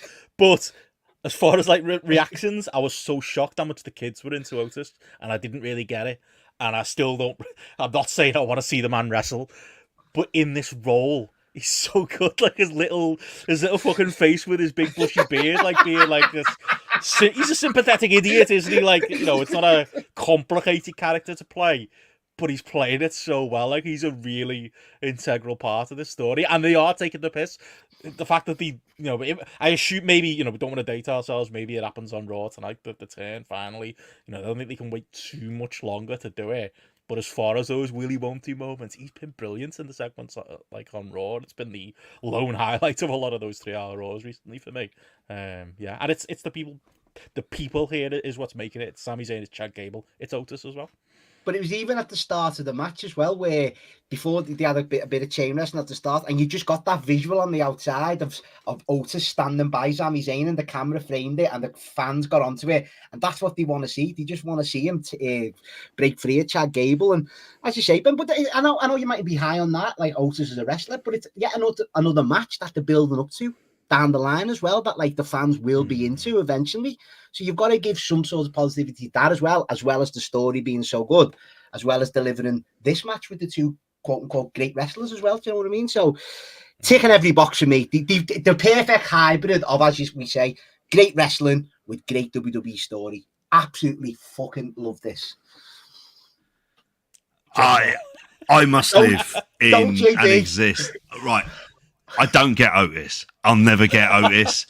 If you don't care about Otis, I'm watching this and I'm just going, I don't get it. I don't get it at all. That's where I was with this. And I suppose, like, I'm not mad on the direct, but it's over. So obviously they would do this. Obviously I'm in the minority for those who watch the show in terms of loving it. But I couldn't give a shit about him. And all I kept thinking is, we've done this before with him, right? We did this during the Liv Morgan stuff. Is this not like kind of very... Mandy Rose. They have played that into the story, though, as to why he's loyal to Chad. I've turned it to Matty, the story. Yeah, why he's loyal to Chad Gable. Benno, come on. You go, JP. The podcast needs this, because I feel like we're losing listeners here with me being fed positive tonight. So go on. Barry, go for it. No, I like, for this one, I mean, and it was just too much. And it was like, but I was like, but the crowd, and I'm there going, but the crowd are loving it. This was like when Evil and John Moxley had that match in New Japan the other week, and it was like the crowd loved it, and I was like, bollocks, this will just encourage them more for it. Because then I think, where does this go? And I did think to myself, okay, like for not putting the title on him, I was kind of generally in agreement to. I know on the pick'ems on the Discord, I went with Sami Zayn to win this, because I thought, you've just signed him to a new contract. In order for it to be kind of worthwhile, you have to make the turn of him into the killer heel. I wrote down in my notes here, I was like, what if you got that no quarter catch crew up from NXT as his like killer Alpha Academy stable? And that'll be Creed Brothers, I think. It'd be the Creeds, the building towards that. You are getting the Creeds in there, but I was thinking get the whole lot. Get Charlie Dempsey, get the whole lot. Have a whole team of killers in there with him as well. Once you get to that point, that's going to be it. But Otis, as like, I shouldn't be coming away from this match talking about Otis, and I'm talking about Otis. And if you don't like Otis, it's horrible. I never cared when he won Money in the Bank that time. I was like kind of depressed, but like the match in and of itself, like I thought it was good. In terms of like that sort of WWE like style match with the bits of the story and everything else, and it works for the audience. So I'm in the minority. But I didn't like it anywhere near the amount you did, Matty, honestly. Oh, JP, it's what WWE it is. It's proper WWE. I fucking love it. I can't wait proper WWE. I was saying it's fine. If it's not for you, it's fine. You know, and like you said, JP, you can recognise it's clearly working for like the people invested in Otis and this story unbelievably. And like I say, for me, it's less Otis, although he's a key player in it, and it's more enjoying Sami Zayn having this little moment and proper Intercontinental title run in the sun as the great babyface we've always known he should be in WWE. Spent too long as a heel in WWE. I know you should be even higher up the card. 5 years as a heel, isn't he? 5 years. Nuts. Like that's just promotional malpractice. Him and Bailey, I'll always say it. You know, even though they can both pull Bailey it off, did do well though as a heel, I think. Yeah. Still though, you have I generational baby faces there that you should have been printing money with, and they didn't.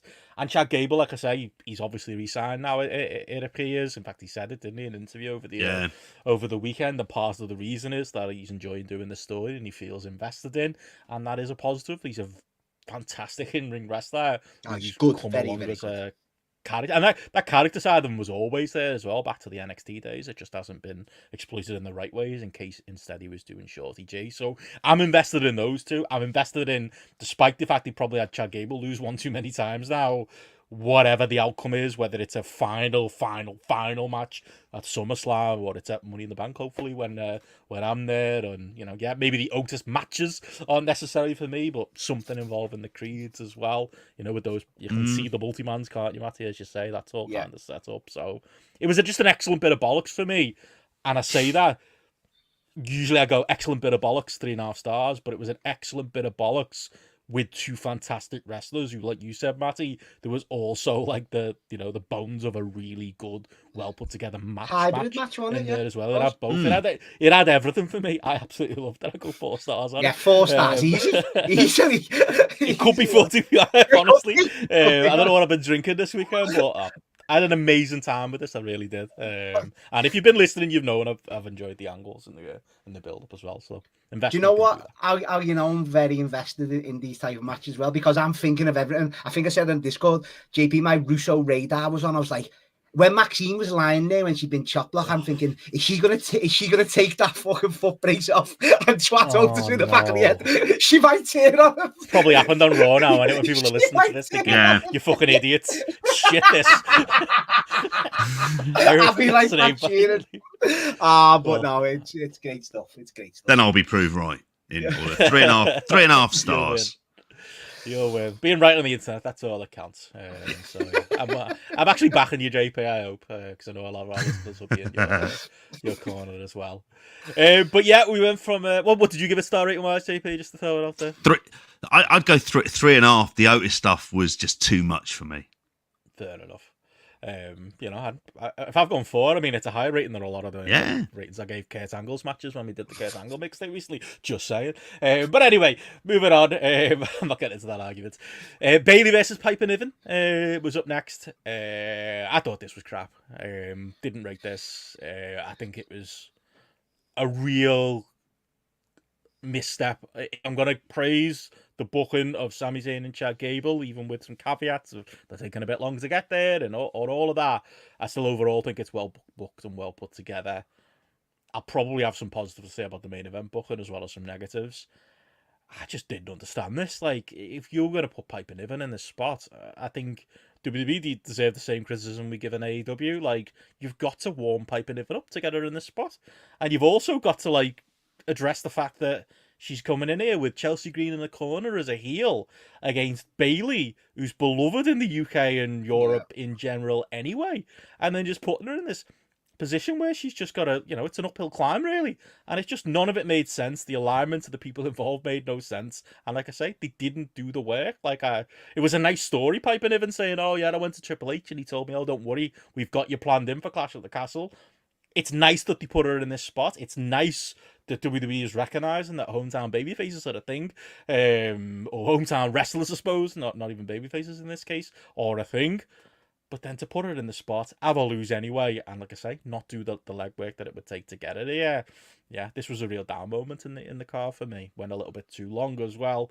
Felt like a bit of a piss break before the real main event for me, Matty. I just think it was very easy to do this differently. Give Piper Niven a few wins. Even put her on SmackDown on Friday. Give her a win there. They didn't even do that. I think they dropped the ball with this one, with something that was, quite a basic thing to put together, you would think. Well, you were saying that on the weekend show, weren't you? That, like, are they going to present her as the heel like she is on TV with Chelsea Green? And I said, well, she pretty much will be. But as you said before, they don't realise how over, well, they should do, Bayley is in the UK. That kickoff show or whatever it was called, the stage show on Friday, Bayley was, and you could see it in Piper's face a little bit, like, as if, like, maybe she told them, like, maybe against someone else or a different type of match or whatever. But they just didn't listen. And I think the match got better as it went on for me, though, Benno. It was a slogger first, and then towards the end, it did get a bit good with a few big moves, and I like the finish as well, a big move to put Piper away. But I can't disagree with anything you said there. Like, it was a bit cold out the blue, and she should have had a few more wins, heated up. But as you say, it was a nice thing, but in practice, JP, something that it didn't connect, did it, really? No, it was the quietest the crowd was. Yeah, they did a heat on the both entrances, and I know it's got a lot of discourse. Bayley's theme music is shocking, though, JP. Oh. It's like 7 themes in one. It's so bad. It's a mess. But even Piper, they were just cold entrances. It was just dead weird, really weird. What they should have been, I mean, and it's not like this show was a complete surprise. Is they would have had about a good month to change the dynamics of her. It wouldn't have been that hard. It would have been 10 minutes of television across 2 SmackDowns or something along those lines. It wouldn't have taken that much. and then talk about her wanting to be champion, and then maybe have a Chelsea Green kind of come out in order to kind of close the loop on that particular story. But yeah, that was the thing for me, is the dynamics of this. And when the result isn't in any doubt anyway, it's just like, yeah, this isn't like, I didn't enjoy it. I was a bit bored, and it felt like it was a bit of a piss break, really. This Bailey run. Yeah.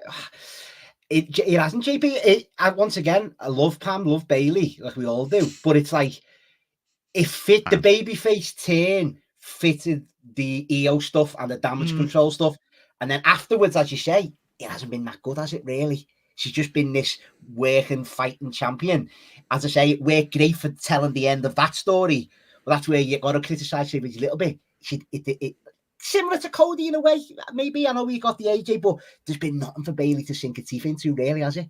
And for her, has she? Until SummerSlam, I'm guessing, where she goes up against Nia Jax. So Triple H always talks her up in the press as like, oh, she's this generational star who doesn't get the credit she deserves.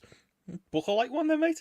Like, you know, you're in charge. Like, why not? Like, change, like you said then, change your music for one. That would be a nice change. It really doesn't go like, shouldn't go under the radar. You know, you mentioned it, Matthew, but like, it is literally one of the worst themes of all time.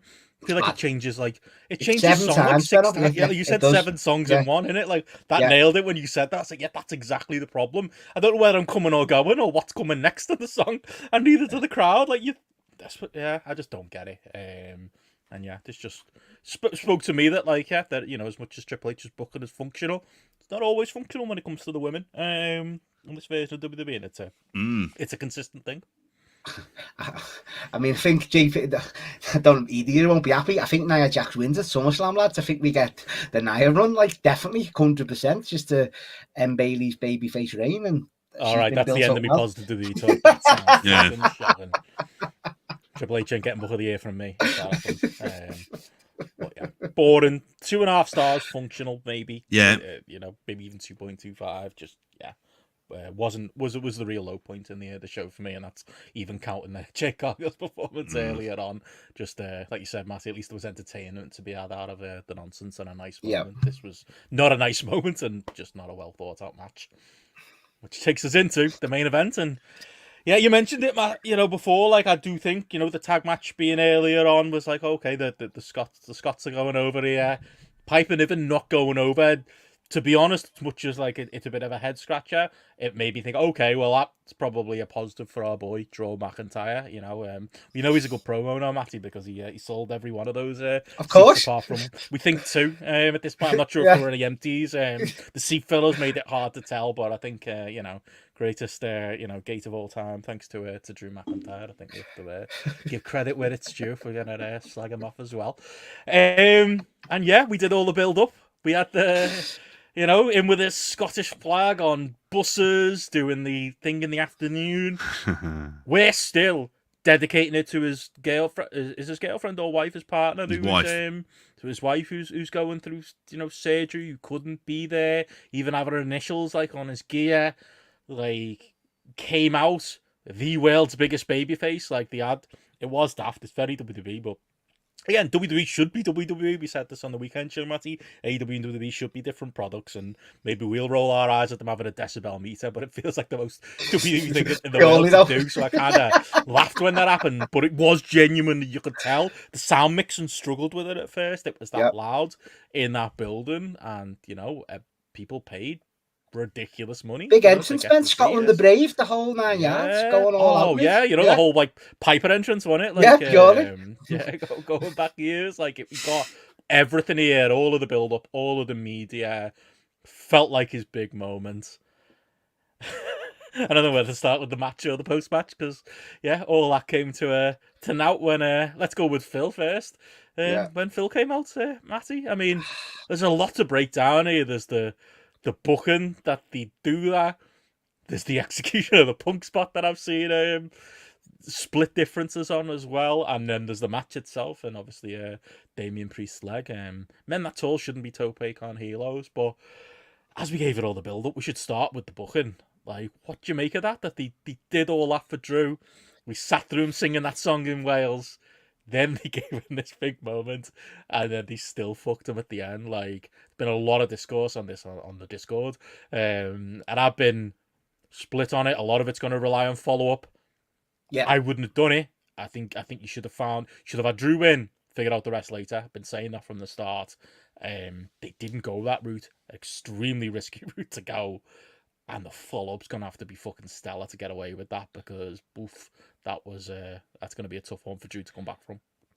I'm like you, Ben. I'm split on it. I mean, I'm not as offended as what I've seen, the discourse going around online and stuff, but it is, as you say, it's got to be though. And I said this, like, for Drew, it's one thing to lose in Wales, but for Drew to take this L as well. Yeah, different countries, by the way.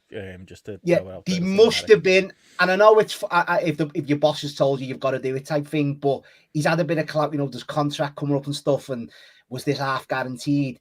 He must, he's a team player for this L, like he is for me, and he must be a good follow up though, Ben. I mean, for him to, it is very Seth Rollins in it though. Like, how much? No, about him? It is. It's. He must be. So he's got to get it. Does, but in a way, it does fit into his story and his character as well. And I do, because I'm not like, I did enjoy everything. I loved Punk running in. I loved the way he shot it, which we're going to and stuff like that. Thought the match was great as well. Really enjoyed the match. Two big lads going at it. I did thought it exceeded expectations match wise as well, even with the botch and stuff. But it is, Ben. It will come down to the follow-up, of course it will. But there must be something great planned for, as I say, for him to take that L. Honestly, like, if this was Vince McMahon WWE, and I don't give Triple H as much credit as some out there in the media do, like, he's competent, and that's about as high praise as me and JP and Gareth will probably give him. I don't think Gareth would even go that far. Like, but I've got a little bit of faith. If this was Vince McMahon WWE, I'd have literally no faith that we'd be going, what the fuck are they thinking? Yeah. Drew's done. I don't know, where do you land on it, JP? I suppose the other counter is, we joked there about Wales and Scotland, but like, if they come back for another UK pay-per-view, it's probably not going to be Scotland anytime soon. You can do you can't put them in a world title match again as the challenger. You can't do that a third time. And I don't think they will, because it won't be Scotland next time. So you'll be doing something else on the card. So maybe that's a part of the computation as well. But even still, I still think, give the people who pay the grand a seat their money's worth and put them over, and find your way to SummerSlam another way. You can lose the belt at some other point. You can do the Punk story. I loved your shout, Matty, that like Punk we could have done the SummerSlam 97, was it? Yeah. Where like he actually helped Drew win despite himself, and he's fuming because like he took his moments away. In his home country, or did it on purpose and gave it to Drew. You can go either way with that. I just feel like there were other ideas that were better than this. Don't know. Where do you land on it, JP? I'm with you on that one. If not now, then when? When was the better time? And what the reason for not doing it? Is it absolutely worth it? Because there was a few things that kind of came to mind. It was like, first I thought the cost. And I thought it was interesting, Brit Wrestle Away Days, Ben had like video of it as well, people chanting CM cunt and the rest of it. But it didn't seem like they were leaving happy on that kind of high. And when are they going to run a pay-per-view? When is McIntyre going to feel this hot again? Where you can put a world title win on him and he feels absolutely credible for them to do it? Is CM Punk going to be ready by SummerSlam to wrestle, given how fragile he is into the mix? So what is like... Is this element of the story worth it? Is keeping the title on Damian Priest absolutely worth it? Was doing this kind of... And there were other things they could have done that would have involved CM Punk and everything else. I like the idea of him taking away the big moment. That would have been something. But my natural instinct was, no, you're trying to have your cake and eat it. And you're asking fans who, as you've mentioned, for years, historically, have been kind of like let down by WWE, particularly obviously under Vince McMahon, on these kind of decisions. You're asking so much for people to go, no, this time is it. But then, like you say, what's going to happen for next year's schedule? In this slot, the international slot, they're probably, I don't know, they could be in Spain. They could be in so many other places. They're not going to be going back there. And by the time they go back there, is Drew McIntyre going to be at this level or above? Law of averages probably says not. So is the juice worth the heat? And also, if you're going into SummerSlam and you're thinking this is a stadium show, I might add. And you've got, like, I'm hoping you go Cody, Randy Orton. You need to sell it on stuff. The idea of Punk versus Drew for the title in a stadium should be, like, kind of big enough. I just don't understand what is the net benefit of doing this. We should remember as well, we're only talking about the fake whale title, the Seth Rollins belt, but they made it feel important enough and put Drew in that spot. And this is the most important that belt has felt, and it was important to Drew. Should get that over. I don't think Drew's not fucking, Stone Cold Steve Austin. He's not Cody Rhodes. He's not that level. He's an upper mid card to lower main, but like AJ Styles, you can slot him in that slot. He's got a bit of momentum with his character work that he's done over the last while. Still split on him as an in-ring wrestler, but like he's at a really important point in his career where he's being established finally as a guy at least at the top end of the card, even if realistically shows like this aren't gonna come along a lot, and it's he's still Drew McIntyre at the end of the day. But when you get a hot character like that and you get a hot crowd like this and you get a hot moment like this, I can't get away from the fact that it's the world heavyweight title. You could have pulled the trigger, and as the chat's saying, you could have found another way. If you had to make Gunther the one contender for SummerSlam, you could have found another way to that as well. I don't know. They're just asking a lot to trust this process, Matty. To trust. Yeah, but I'm not. I think, but see, I'm not as like. I'm not going to say I'm not asked, but No. It's like, you know what I'm saying. It's like I think the story, though, and I think the moment, and I think that will carry you through, and I think the follow will deliver. It's got to be. It's CM Punk at the end of the day. Keep him on telly and do all the angles, it will heat up, and it is the biggest match they've got. And I disagree. I've heard it doesn't need the belt. I don't think that feud does not need the belt at all. No. And it will play into the fact of, again, of course, he's screwing Drew McIntyre. He said, CM Punk did say, and he said it in the presser as well after it, Drew McIntyre's wish that he got injured. These are all moments in the show and in the storylines that will bleed into his mind, won't it? Yeah, you know what I mean? I think the negatives can still exist while those positives still do. Yeah. Like, the other side of the coin is still, this is a very personal feud that's clearly, it's been the best, at least promo-wise, feud WWE have done in a while. It feels real for the most part. Really big match where that happens. It feels like they hate each other, it does. Yeah, and this... It does. I mean, the whole feud is basically them being trolls to each other, isn't it? And, this adds to it, Punk doing the whole daft ref spot and doing the two fingers up is exactly what they've been doing in this feud. Like, it's a meme come to life, isn't it? It is. So there is that, and it fits the story. Would CM Punk in this storyline fly halfway across the world just to screw over Drew McIntyre? He absolutely would. So they're still the positives, aren't they? Even if there's still that negative of doing it in Scotland. I mean, I saw a few making the argument in the Discord. You can make the argument, we're in a European Championship here. Like, unfortunately for the Scots, sometimes things go a certain way, and it kind of mate, kick them while they're down. Fits the story. I mean, the opening to Spotlight's going to be "Don't Come Home Too Soon." Like, it's just got to be, hasn't it?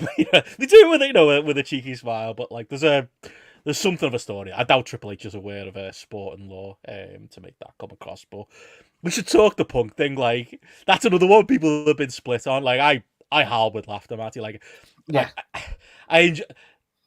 I both enjoyed. I was a little bit disappointed that photo leaked of Punk in the Celtic top. Celtic shop, yeah. Celtic Phil. Like, I was like, is that fake? And we've all just been worked here. Like, you'd think he'd hide, but he was just out in the open in his fucking Celtic. And it turned out he didn't buy a top. He bought a track jacket, which looked good on him in the presser. To be fair, good job he didn't wear it in the arena. I think we might have had a very different reaction to this match. But I laughed at that. Hal would laugh at it, like the execution of it. I didn't pick up on it right away. It wasn't a ref. Same as everybody else. It was like that 1-2, and when he stopped counting, seeing the red shadies and going, it's fucking Phil, innit? Yeah. I pissed myself. And, him putting the two fingers up to him was perfect. I both enjoyed and disliked the camera work. I think that's the talking point today. Absolutely, that the Celtic personality from you in there. Good shout. That's the talking point today, isn't it? It was very, very contrived. I actually feel like the backstage thing they put on Twitter was more contrived. I can accept that maybe that's just the camera they went to, and there is an alternate universe where the camera could have been on the other side, and thanks to our good fortune and CM Punk's good fortune, the camera was behind them. But if you can allow yourself that little bit of immersion, like, what a fucking hilarious moment, Matty. It was an execution, and It does fit their feud that they're doing. Genius. I can't say, even though maybe afterwards I start doing the emotions in my brain and thinking it through and watching that Twitter See, clip. I'm not letting myself the go referee there, being like, "Is a referee's top mate?" Like he's just, I mean, I can headcanon. Oh, maybe he wasn't sure what he was going to do, and he just took his moment in it. If that hadn't have happened, he would have just gone out and screwed Drew another way. Maybe he just thought of it on the spot. I don't know. Don't know what the Jessica, what's her name, throwing him Jessica Carr throwing him the referee's shit. Didn't really cover herself in glory. Didn't love that, but I laughed at the rest of it. And like I say, the execution got me in the moment, Matt. See, I'd rather I didn't see the explanation on Twitter. I wouldn't. It didn't. It did thinking of it too much there, and the backlash with it. Just the moment beat up itself. A ref and took a shirt.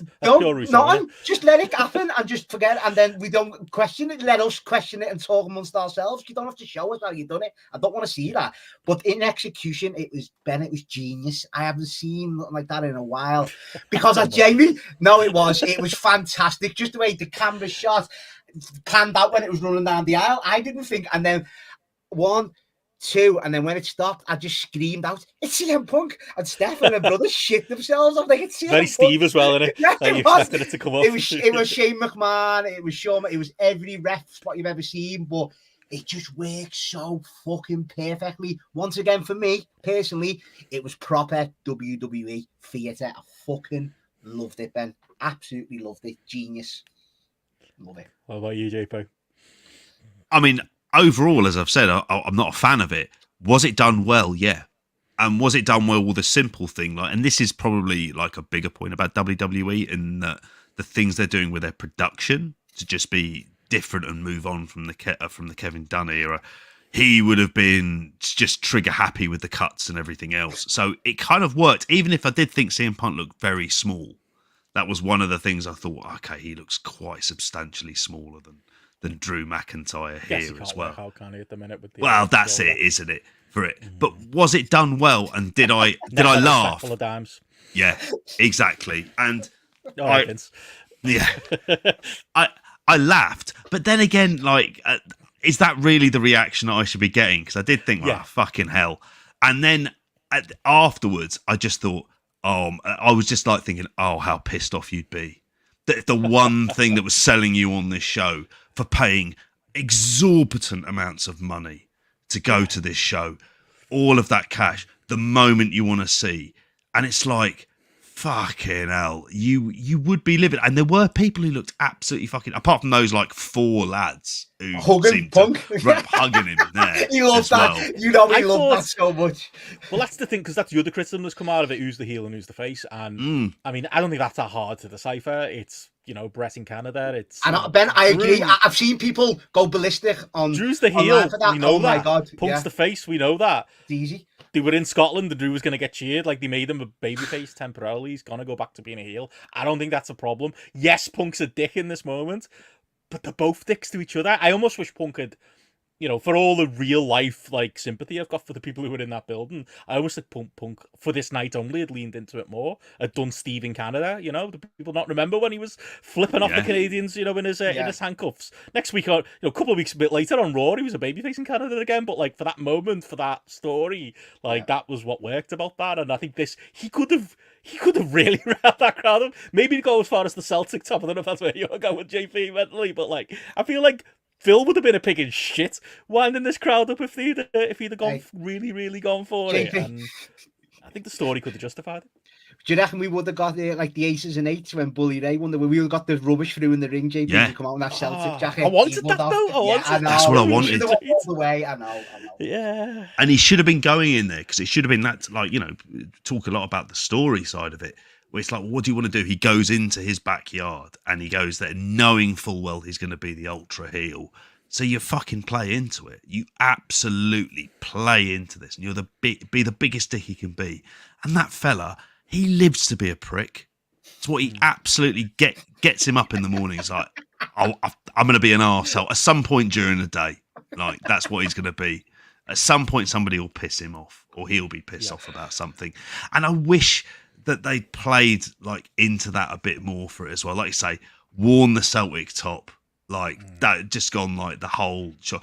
In fact, turn up in an England shirt or a Germany shirt. That would have really been like the kind of like the chef's kiss. I know Ludwig Kaiser was doing it on SmackDown the night before, but the other thing I'll say in the babyface heel dynamic, I think it's different than Piper Niven in that, like, I think Drew's just got it built in there. Even if he was the biggest heel on WWE television, this crowd were going to cheer for him. Yeah. She's not over enough to get away with that. He's kind of like that. He's like that Diesel tweener character too, though, isn't he? He's not a full tweener, but like it does fit his character to kind of, be able to flip flop a little bit. And the dynamics of the feud is so personal that like Punk winding him up in a very heelish way, you can spin once they're back in America, and Punk can lap it up and get away with it. But yeah, criticisms, I think there are some valid ones.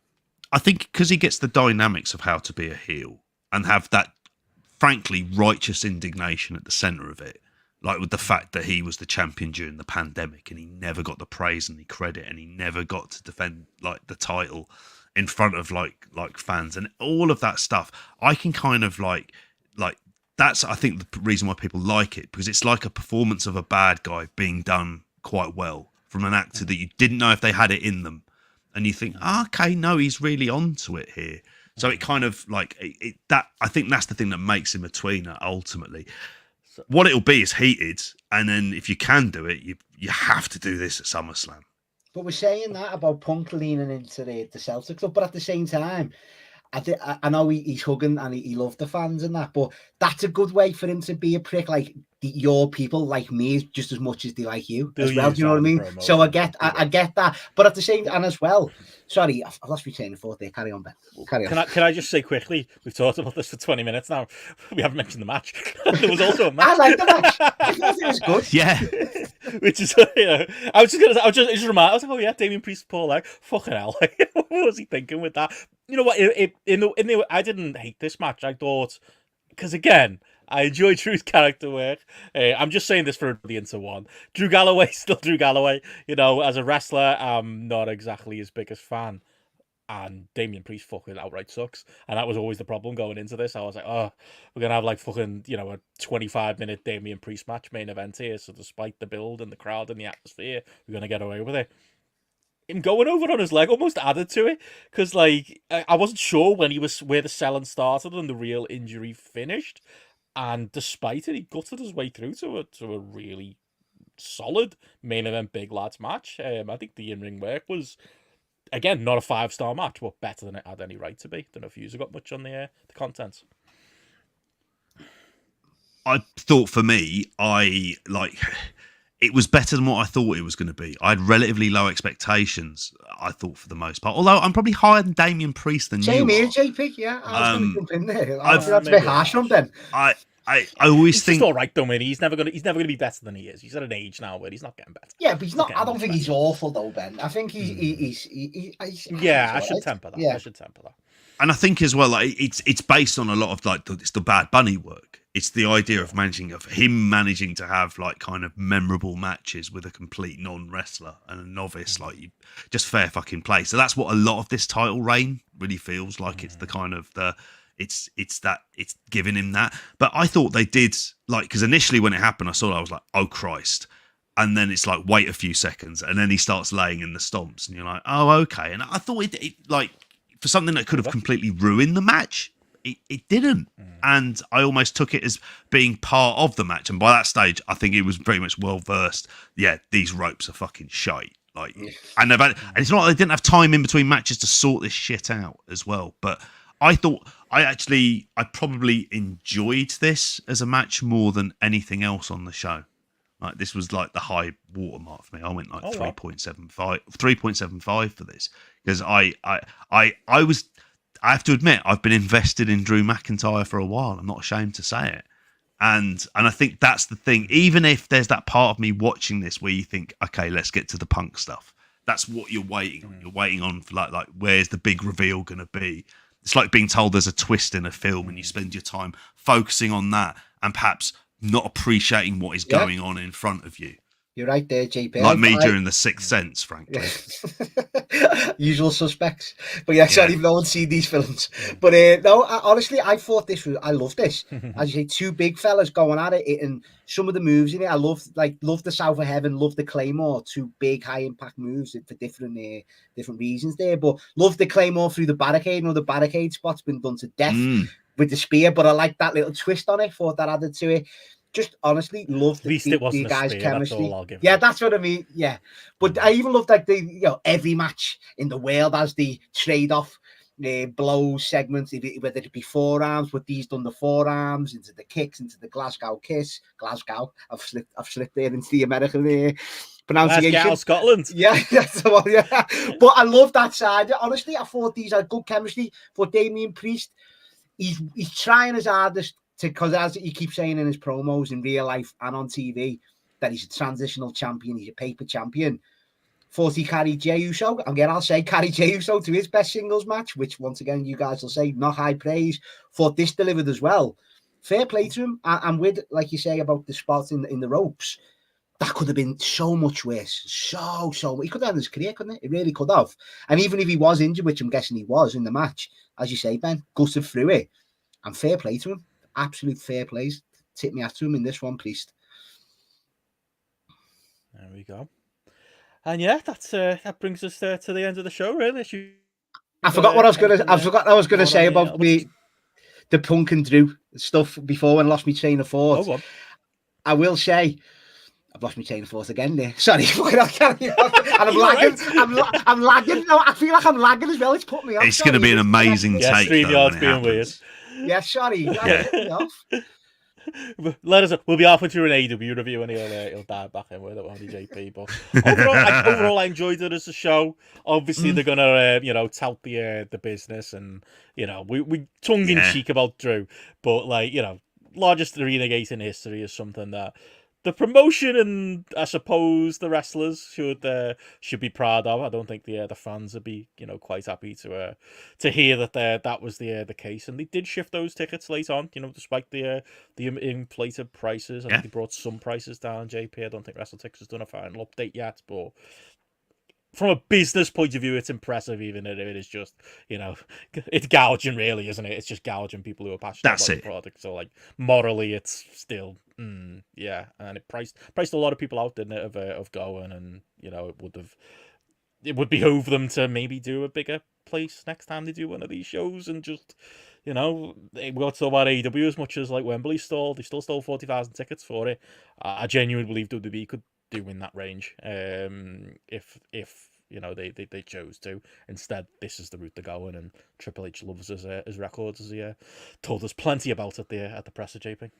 Oh, yeah, but they lie about the numbers, don't they? I mean, one of the things that he did announce, obviously, is that this is the largest WWE arena gate in history, which is as, shocking as a bear shitting in the woods, if I'm going to be frank. I'll wait for Brandon Thurston just for full qualification on that, but I think it's true. Yeah, I think it is. I mean, this was something that seemed to be in the cards for it, which obviously was set only in last month with Backlash in France. I'm assuming Bash in Berlin is also going to have something in there as well at the same time. It makes the cash in the castle cash at the castle even, and slight play on words even much more kind of relevant for this. They announced an attendance of 11,391 fans for the event. Call bullshit on that. Early doors. They seem to casually lie about all of this. We saw this with the WrestleMania Changing the man numbers. Through the night. I feel like Michael Cole said at one Cole point. said 14,000. No, he said 4. Yeah. He did say 14, and he must have got told to lower it the next time he said it. Sorry, after weekend show, I should get my numbers right. I apologise, Matty. Sorry to you and all the WWE fans. Carry on, JP. Thank you very much. I've got my train of thought back just to jump in. You're saying before about the sympathy to people who were invested, who paid, and that's fair enough. Maybe I'm just a sucker for heat, though, guys. That's why maybe I didn't feel as strong about the finish. So yeah, just to dive back in there. Sorry. Yeah.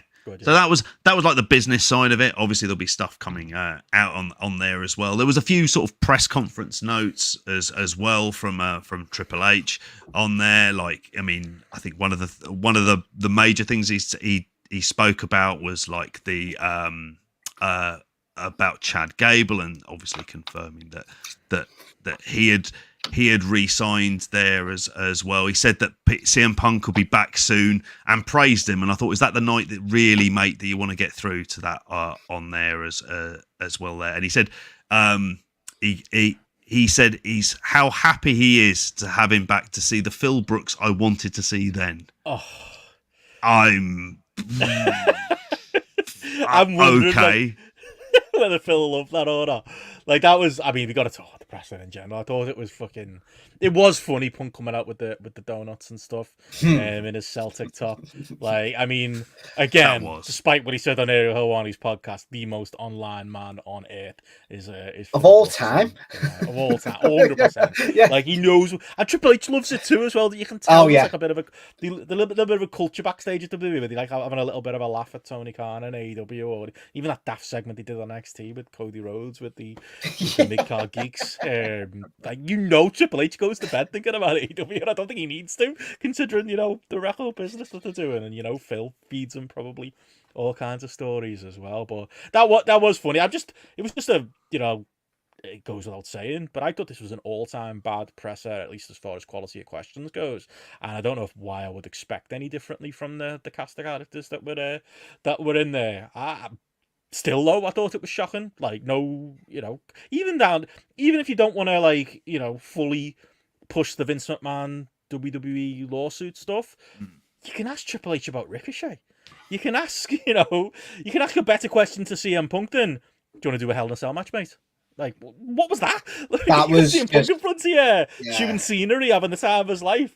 It's almost as bad as when the initial AEW press had happened, and, you know, there were people in the media there who were happy to follow up Punk's tirade with kayfabe questions to Keith Lee. Like, you've got Triple H in front of you, you've got CM Punk in front of you. Like, can these people not come up with better? Do they just not want to come up with better? Like, there's so much you could mine there about the booking and about just, like, Punk being back and, you know, other real life WWE stories, JP. Like, all missed opportunities.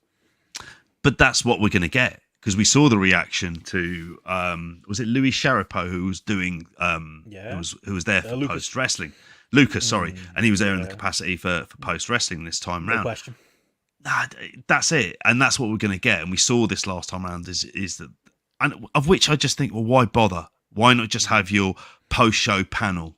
You might as well just do that. There's no point other than this is ego aggrandizement for Triple H, where he gets to sit there and everyone tells him how great he is, because that's ultimately what he wants, and that's what these press conferences have become. It's just like, tell me how brilliant this show is, and that's always what it is. And it's hard to, like, you know. I will say this: the CM Punk, I did laugh at his response, the one about being fantasy booked for a Hell in a Cell match, and he was just like, go take that shit somewhere else, and you're just like, but that's very small, like crumb of comfort for it as well. They're just very, very bland, and I know you're going to get to talk about this when you're in Toronto. In terms of, like, when you're doing the panel with Stephanie Chase and John and Way and Brandon Thurston in Toronto, so I look forward to hearing about that, because it's exactly a big part of the problem with wrestling media. Even by those standards, though, like, I just thought it was an all-time bad one, and we just didn't get clarification. Even just asking about, you know, Damian Priest's injury, like, we didn't even get that. You know, there's just basic, I would say, you know, responsibility as a journalist. In the you're not there to play a role, you're not there to be part of the show, and if you are, you shouldn't be there. Like, or we should just accept that's who you are, and instead, we're still doing this weird mush of kayfabe and non-kayfabe and not real questions. But yeah, there wasn't a huge amount newsworthy coming out of it, other than just the hilarious picture of Punk knocking back his donuts. Fucking loves a Phil, doesn't he? Absolutely, absolutely lives for it. Yeah. I mean, and again, just a couple of other sort of very brief news notes around WWE land while we're there as well. This one is interesting. I'm going to speak very, you know, towards the end, obviously hour 3, the JP pre-show, where I got to talk a little bit about Noah, but it was announced on Saturday. Obviously, there's been a lot of speculation about there's a relationship between Pro Wrestling Noah and WWE, that AJ Styles is coming over to wrestle Marufuji at Noah Destination on July 13th, which is going to be one of their pay-per-views as well. And Obviously, it was said by the Cyberfight president that he wants to strengthen the relationship with WWE. They're nice now. We can forget about all the history because they work with all the companies, as we're going to talk about in a little bit, and everything is lovely and their relationships with them. But in all seriousness, it's a good pickup for them. And I think this is as good a time, even if it's going to be hard to see, whether or not he's going to be losing to Marufuji. I somehow can't see whether or not they're going to go too far on that. But it'd be interesting to see where this relationship goes. You know how we might have known a bit more of it if one of those fucking feckless media cunts had asked about it. Didn't even ask about this or Marigold or TNA. Just ask. Yeah, the expiring contracts that keep happening. Ask about that. Sorry, I'm on one. No, it's true. No one are going to be rubbing their hands, and they've got a bit of time to promote this now. And it looks like a decent card for that destination show. I was looking at it before. At the same time, though, what year is it? Marufuji, really? Better options, surely, JP. It feels like it's the obvious one because didn't what was it? Nakamura came in and wrestled Muta, wasn't it? It wasn't Marufuji that he came in and wrestled for that. But yeah, I'm not excited about the match. I'm more intrigued to see AJ Styles in that environment and whether or not it's going to have that notable impact on business. Because one of the things they were promoting more on the video for it was very much former IWGP champion. And I think that's the madder thing in this story because the match I'm going to talk about later on involves a New Japan talent wrestling for the GHC heavyweight title. So all of these kind of boundaries, Noah just don't give zero shits about it whatsoever. And I think for them, the reasons behind this is they are losing money hand over fist. You see some of the attendances, it's not connecting fire. They spent a fortune in production stuff, which looks great, but they're not drawing loads and loads of money. So I think at this stage, it's going to be getting that helping hand from WWE, doing a bit of the cross promotion and other stuff. And yeah, there's going to be more of this in the future. That's it. Yeah. And a final note, and I don't know how interested you lads are necessarily in this, probably more interested than me, but there have been pitches reportedly made for WWE to bring back the Bad Blood pay-per-view. I don't know why these pitches exist. This is from pwinsider.com on here. They want to use this October to tie into the first anniversary of the first ever Hell in the Cell bout, which was obviously in the Bad Blood pay-per-view between Undertaker and Shawn Michaels, and the debut of Kane, obviously. And in my mind, a fucking phenomenal match that I've just got ingrained in my head in there. And then the plan would be to have a Hell in the Cell bout as part of the the PLE that they're going to be having out there as well, which does raise the question: what about the Hell in the Cell show that they? Oh, that's gone, JP. That's well gone. That's gone. Yeah, that's gone. Yeah. I like this better too. This isn't it? Yeah, one off. Like lockdown, innit? Cody be autumn, won't it? That'll be the Hell in the Cell match, won't it? Name's terrible. I'm glad you put this in, JP, because it's just told me October time. We know what we're doing for our flashback show, don't we? We haven't been to 1987 in a while, eh? We haven't done this but that was on the ban list. Come on, Shawn Michaels Undertaker 97. Match of the year, in my opinion. Do the pay-per-view. We'll do that pay-per-view, yeah. I'm adding it onto the schedule as we speak, so I don't want to forget this. It's that makes complete sense. Decision made. Nice one, JP. Well, yeah, on that note, we should move on from matters to debate. There's not much point in us talking Raw tonight, obviously, with it being recorded at the time of recording. But we should move over to AEW. And speaking of shifting loads of tickets, me and Matty had a great conversation on the weekend show about all the positive business metrics of AEW. One story I did leave out was from the Observer newsletter on Friday, which had some attendances for shows coming up, which is a worthwhile conversation topic if you're comparing the year on year. This week's Dynamite looks more positive, more in the 4,000 range is this week, which will hopefully bring that average up for the second quarter, because those year on year numbers are not looking great, to quote Gareth. But yeah, one number that doesn't seem to be moving much, JP, is All In. It's funny, us and RevPro have used the same advertising lingo. I'd like to think there's a bit of influence in there. That on Saturday, 10 weeks from our live show, which you can still buy tickets for on the Grapple Big Cartel, link in the description to the podcast, wherever you're listening or watching. And it was like, yeah, cool, 10 weeks. Wow, that's a really staggeringly short amount of time. oh wait, that also means on Sunday it was 10 weeks to All In, and we are still sitting at 40,768 JP as far as tickets sold, according to the Observer on Friday. I feel like we've had that number, like it's just been ticking up by like 10, 20 tickets here and there. But like, I feel like we had this conversation in January where we were like, all right, well, we've sold near 40,000 now.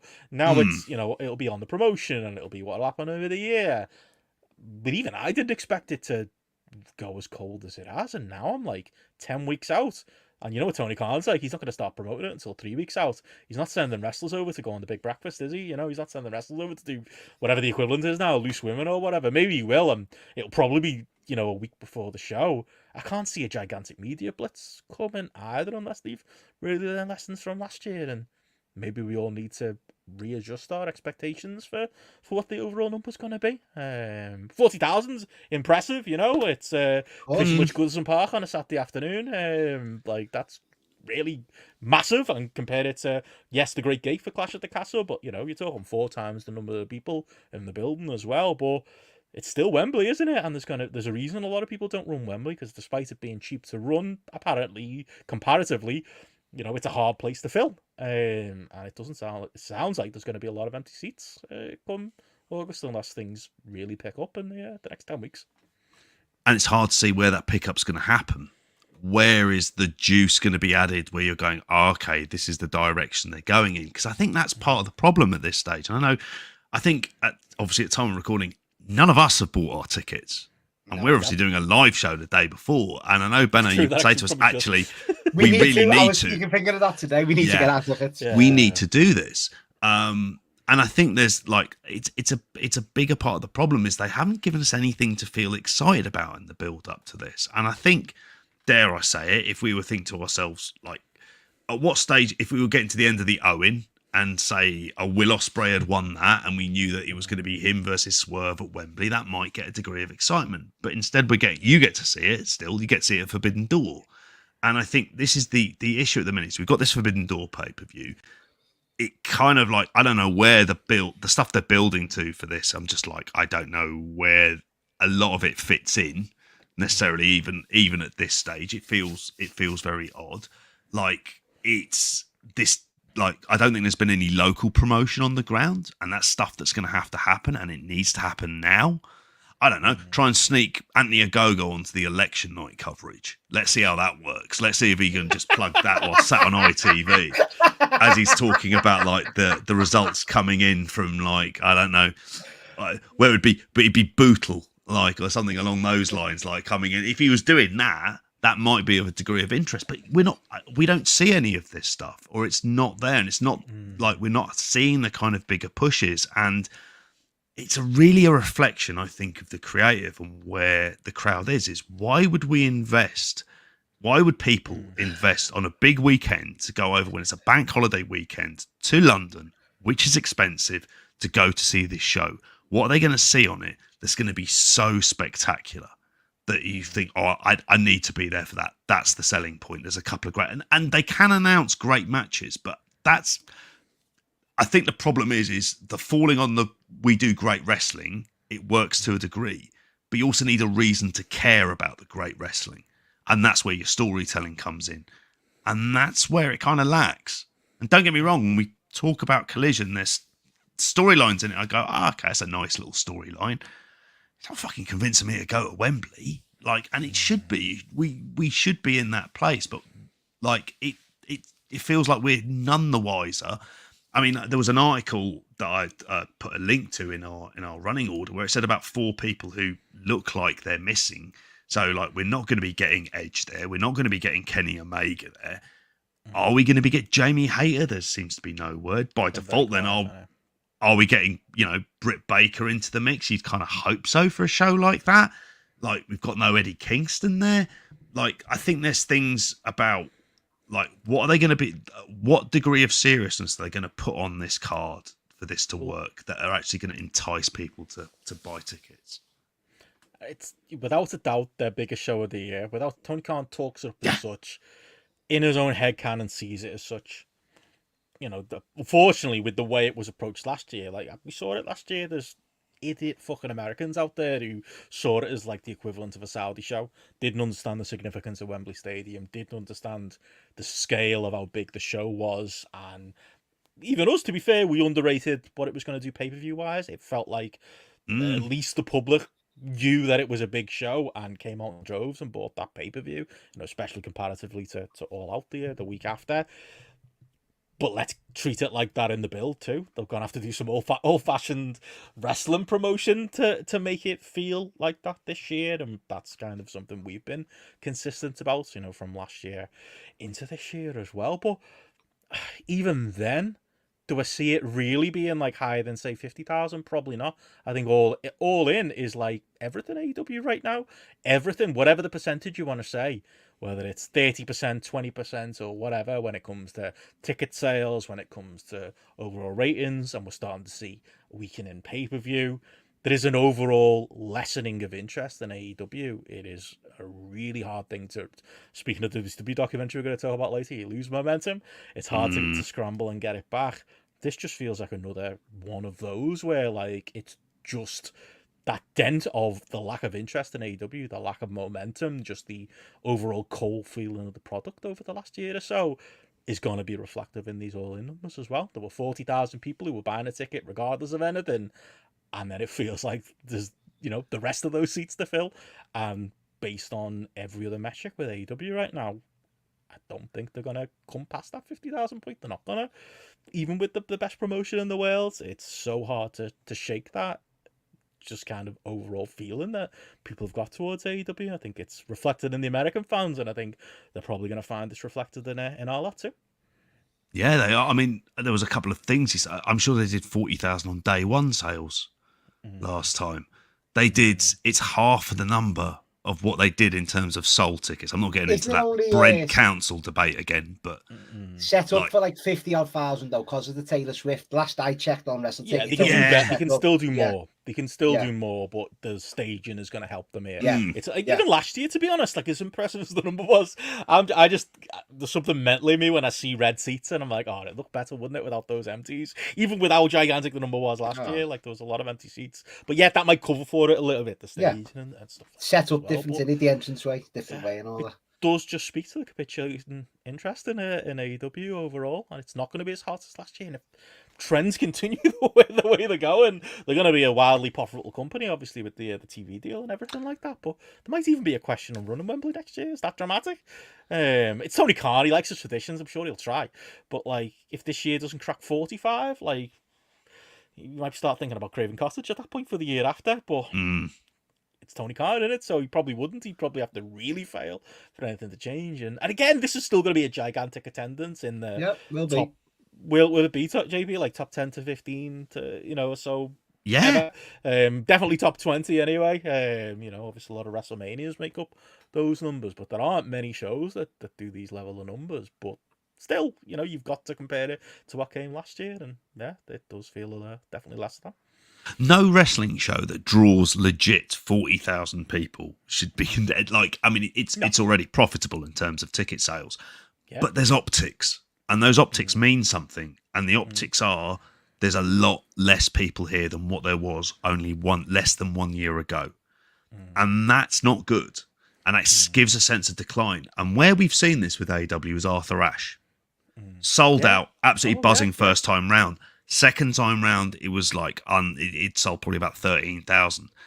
Then I think they have to move it, and they were going to do Forbidden Door there originally. That was going to plan for this show was to be at Arthur Ashe, and then they moved it to Long Island, and that tells you a lot about this. And it's these things. I've been on Google Maps trying to figure out how I fucking get there. Any New Yorkers want to help me get to Long Island and let me know. I'm staying near Fifth Avenue. Help me out. Yeah, it's not. You can't casually do a walk, can you? And just do that. I'm assuming unless you fancy walking for like fucking days in order to get there. And it's a part of the problem, and it goes into the bigger issue of what AEW are doing, how they're telling their stories, the wrestlers they've got there, and how they're using them, and those kind of like bigger questions. But it's hard not to think with all of the TV that they're running and everything else, it's in a very placeholder mode, and it's not essential TV viewing. So I haven't seen House of the Dragon yet, so you won't get any spoilers from me. But I know, obviously, for a lot of people, that kind of stuff would be essential viewing. You're not getting that with AEW. Like, I don't sense that. Like, I have to confess, I didn't end up finishing Dynamite because I knew I wasn't on the weekend show, so I didn't have to panic about squeezing it in. I really liked it. Like, I think it was an answer to a lot of our criticism. Yeah. To be honest, it's a shame you didn't see it. And that was my annoyance when I listened back to you talking about it. I was like, oh, for fuck's sakes, like, I need to do that. But then I ended up watching Collision again, and I think that's not going to help. No, and there was things on Collision I went, I kind of like this, or I like this in theory, but in practice, it's kind of dull. And that's the problem with it, is they don't use, it's the TV time that they have. Like, there's so much of it, and the time they have, are they using it to the best of the ability? Or in a lot of cases, are we just having fucking matches for a live audience? Because that gets pretty draining. Yeah, and that was Collision this week, but I would push back. I thought Dynamite last week, you know, we usually don't review it on Spotlight, but I would say it was a productive show with good matches and good advancement of story, especially, you know, putting over the importance of the Ospreay Swerve angle, and obviously we're going to get the in-ring this week as well. So I'm silently, kind of quietly getting a little bit more excited for Forbidden Door. Helps that I'm going, but of course, putting some of the right people in the right spots. And if what we've heard is true, that Hangman Page is back this month, that's another, you know, story that's doing the rounds. You know, you give him something significant to do going into All In. Traditionally, when has AEW been its most enjoyable? Well, actually, it's often when Hangman Page is knocking around, and, you know, the main character of AEW is the main character of AEW. You had him in the mix with a reheated Swerve, who's been presented, I think, a lot stronger as a world champion right now, almost forcefully. You know, we were saying it, weren't we, on Matty on the weekend show, that, you know, him opening up Dynamite and closing it, I don't think it's a mistake. They are trying to go to the nth degree to get him over as the proper world champion. Ospreay's still hot. Hangman could come back hot, and, you know, there's interesting things you could potentially do there as well. I did ask what your excitement level is going as this pay-per-view and All In at the end of the year. I don't know if Hangman will help Matty, but as to the point we made before, by the way, you and saying there, yeah, you know, maybe the AEW need to keep Wembley just so that your lot don't sneak in and take it off them. Just talking about Clash at the Castle and WWE wanting bigger arenas, you know, stadium might be right there empty if Tony Khan allowed it to happen. So maybe that's a reason not to do it. No, but to be fair, like, that's what we were saying on a weekend show as well. Like, that's what makes this Swerve Ospreay match at Forbidden Door, for me, a bit puzzling. I know your counter is you're putting your two biggest stars, but or best wrestlers against each other, where it's a 50-50 either way who's going to win. But for me, it's just, and opposite to what WWE's done with Drew there, it was just so obvious that Ospreay wins the title at All In to me. You know what I mean? It was just an easy tick of the box to do, and everyone would like it, and it'd be a good match, and it'd be a good moment. So that's what's make this match so interesting. But if Hangman's getting involved, Ben, I've always said him and Swerve should always be them generational rivals, should wrestle every year. Steen and Generico. Triple H. It should be that. And if that's a big gimmick match at Wembley, Swervey Hangman, sign me up for it. But then once again, if that's for the title, but then if Ospreay beats him at Forbidden Door, and it's just a non-title, then you got Ospreay defending. It's just a bit, for me, it was just an easy thing for Ospreay to just win the world title at All In. Yeah. And it just keeps everyone happy. You made my point for me, you know, absolutely. I'm more high on it because I hate that Tony Khan never puts the top guys against each other and lets matches slip out under his fingers, and they never happen. We're getting that. We're getting a bit of urgency, but I'm maybe it's a positive. I'm questioning, well, what's next? I don't actually understand. Yeah, that's good though, Ben. That's good. But it's unpredictable. I'll park that opinion though when, you know, the Dynamite after Forbidden Door happens, and then it's like, oh fuck, this is why they did it then. You know, right now they haven't got that trust, you know, understandably, and me included. So, you know, it's hard to say trust the process with AEW right now. But I don't know, with Hangman coming back improve your interest in the product right now, JP. You don't want to pry into his personal situation, but it is unreal that he's been off TV for this long again, for another year. It just, you know, I would just have to assume the reason is justified. But wow, it's hard because it's clearly personal and it's got nothing to do with any of us. So you think to yourself, right? Sometimes you need to know. You don't want to pry, and I don't need to know, and he doesn't. There's no justification he has to do to me. Am I excited about it? Like, I think there's potential possibilities. I mean, I think this is where, like Matty said, at least for Forbidden Door, it opens into the, okay, you can get him, if you get into taking the title off Swerve at this stage, early doors, he is the plot device with which you can do it best. It works, and then you can get into whatever horrific match they'll end up doing as Wembley as a bit of a blow-off, and it'll have that kind of heat. While Ospreay is in a main event, I don't know, against Danielson after he wins the Owen, or or even an MJF, and you've got that kind of to it. It just feels though like in many ways part of the idea of like Ospreay winning the belt at All In. Sorry to get kind of sidetracked onto that side. For Matt, he says like that's why it's booking 101 is because you want the moment of him winning in front of that crowd, rather like Drew McIntyre winning it in front of like a rabid Scottish fan base. Not one that, like, a lot of people have travelled to Wales and there's a lot of, like, English fans there as well as Welsh fans, obviously, and fans from all around Europe. It's like, no, this is like, you're doing it in a partisan place. And because you know the reaction's going to be bigger and it's going to be better as well. And I think, like you say, the money's in the chase. Well, that's the place where you chase to, isn't it? Is where you want that to be. And by the machinations of, like, and this is where the storyline stuff that they've been doing, is you think, well, that's the obvious place to go. And being obvious, like that's, you end up, sorry, Matty, but you end up in Russo thinking, don't you? We go, well, we don't do the obvious. We don't do the obvious ever. And it's just like, yeah, but that's where the biggest kind of fan serves. That's the thing that logically makes sense for you to do that. So yeah, Hangman coming back does make me more interested. And I hope he just fucking stays around this time. Definitely. Well, I mean, you can talk some highlights of Collision around it if you've got any. I don't. It was the sicko show as usual this week with a lot of great matches between guys who, again, speaking of predictable, who's winning. I just don't get excited for Blackpool Combat multi-bands anymore. If you do, God bless you. You're more of a wet rates fan than I am.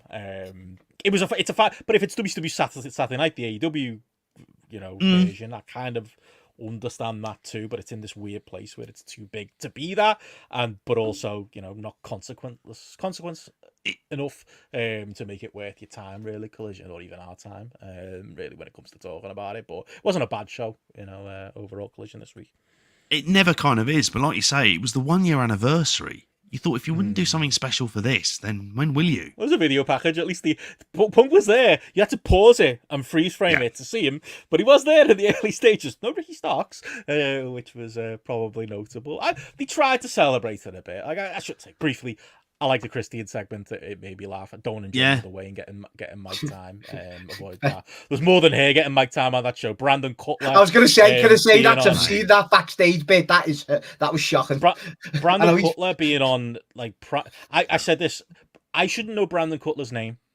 I shouldn't be watching him. Never mind watching him on prime time television. Even if it's 400,000 people, 400,000 people shouldn't be watching Brandon Cutler do amateur dramatics, indie level promo work to argue with Christopher Daniels, who, like, we made the jokes. He's just fucking Adam Pearce. Like, it's so shit and so WWE. I'm so positive on Dynamite. And overall, I enjoy Collision. But those little elements, it's like, fuck me. Don't leave that on your fucking... Don't even put it on Dark. Like, it's not... It's not primetime wrestling. Like, you can't do that. Like, set me off, Matty. Yeah, I've said it for you. You don't need to say it. Yes, that was shit. I mean, I only seen that bit on Twitter, but it was... not sticking up for him, but if he was going for that, then it'd be like, all right. But I don't think he was going for that, what he was going for, Ben, with the, as you say, amateur dramatics and being over the top. I think that's how crap he is. Do you know what I mean? It was so bad. And is that the match we're going to get? We're getting Brandon Cutler v Chris Daniels on a Collision soon. Is that what we're going for? I don't know. I don't think so. He's going to be back wrestling again. He will be a wrestle. It'll be a swerve. He'll join the Elite. All that'll happen. This will all happen, guys. It will all come crashing down. I tell you. It's garbage. It's the worst thing on the TV right now. It really is. But we should get into Dynamite this weekend, unless you've got anything more, JP, on that stuff. Good matches were good. That's kind of Collision, isn't it? It felt like I'd missed a load because all of a sudden, like Truth, Magnum, and Turbo Floyd, I might be getting the names mixed up here. They're the boys with Dalton Castle. And I was like, what? Hechiceros with Gates of Agony. And I was like, what? Oh Like, yeah, I that must confused me. That was very AEW, wasn't it? Everyone's got to have 4 I people stood behind them. That's been a problem since 2019. didn't know that'd be the case. There's a whole Leo Rush has got a storyline in AEW. Like, what? Like, I know he was there before. He's going to be there for a good time, not a long time. Leo, that's what he's like. He's that kind of. He a fits fella. in nicely though. If you're doing a little stable war thing, like he fits Yeah. in with that group, doesn't he? I'm glad to see him back on telly, but I don't understand why Heroes with that lot either. No. Somebody explain in the comments, but everyone's got to have mates, haven't they, in AEW? That's a positive and a negative. But if there's anything else, we can mention it as we talked about this week. You've got MJF versus Roosh on my birthday Dynamite. Looking forward to that match. Thursday. That'll be a good match. That I think that'll be that was so hard-hitting. well. Yeah. We talked about it on Weekend Show. Really well done. MJF didn't get a mic. That was probably the positive. And they had a great brawl, and now I'm excited for it. I'm glad it's here and not at Forbidden Door. I think that it fits better, although adds the question of what MJF's doing at Forbidden Door. Speaking of the Young Bucks being, in their story, probably being the thing I'm least high on in the company right now, they're up against the Acclaimed, who were also terrible on Collision. Max Caster felt like he learned the word cook this week. That is he looks like me in my office. He just looks like somebody who's just like completely checked out and is there to collect the paycheck and do as much work as he can to get through his 9 to 5 and then go home and start his real life. I don't know what he's doing right now, but they're getting a big spot on Dynamite this week. We're getting a card in a Continental title eliminator against to be announced opponent. Tony Storm and Mina Shirakawa's contract signing. Swerve and Will Ospreay face to face. A little bit WWE to do 2 of them on the same show, but presents the importance of the 2 matches, so I am into that, and I think Swerve and Ospreay will give you good promo work. And then we have our, what has seemed to be established right now, mid-card division of Orange Cassidy, Dante Martin, Kyle O'Reilly, and Mark Briscoe against Roddy Strong, Kyle Fletcher, Kenosuke Takeshita, and Sabre Jr. on the that is your match graphic match of the week that you get there. I tell you, if that's any near that 6-man last week, that should be incredible. I love that 6-man tag last week on Dynamite. It's so good. But JP, are you thinking what I'm thinking for the card as mystery opponent? Please let it be Billy Gunn. Please. Just I want to see that match. JP, come on. You didn't I want to see it now. You said it. I'm fearful where he goes, yeah, he can win. How can he win? DQ. I'm losing to him. He's former IWGP champion. IW what? Like, he just wouldn't have a clue, would he? Be a waste of everyone's time. Oh, but it looks good. It looks stacked. This looks a good show. Yeah. I'd like to the Acclaimed and Young Bucks as the blow off, and they are not being considered for Blood and Guts. Blood and Guts, by the way, which isn't doing great ticket sale wise, because why would it? Why would anything right now in AEW? They've been cold for longer than a good Dynamite this week. It's going to take more than that to turn things round. But yeah, moving on from there, we got some New Japan news and a little bit of TNA before we get into to Documentary Corner, JP. Well, mate, I tell you, here's the real big news. I don't know how excited Matty's going to be during this bit, whether we're going to sell him on it, and maybe it's the case, but we had the announcement during the New Japan Soul show on a weekend full of fucking shows. Oh, I remember that on the weekend show. It was just like, bloody hellfire. There was a serious amount of shows to go through.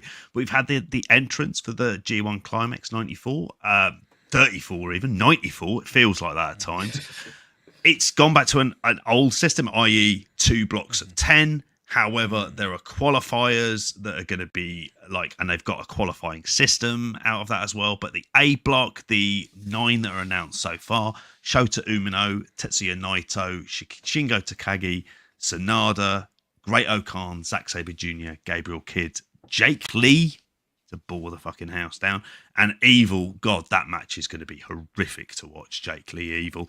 And then into the B block, we've got ELP, Hiroki Goto. Are you going along with this at the minute, Matt? You don't look entirely convinced. JP, I'm listening. Okay. Away, mate. I'm listening. Yeah, Yota Tsuji, Yuya Amura, Jeff Cobb, Hanare, David Finlay, Ren Narita, and Konosuke Takeshita being thrown into the mix.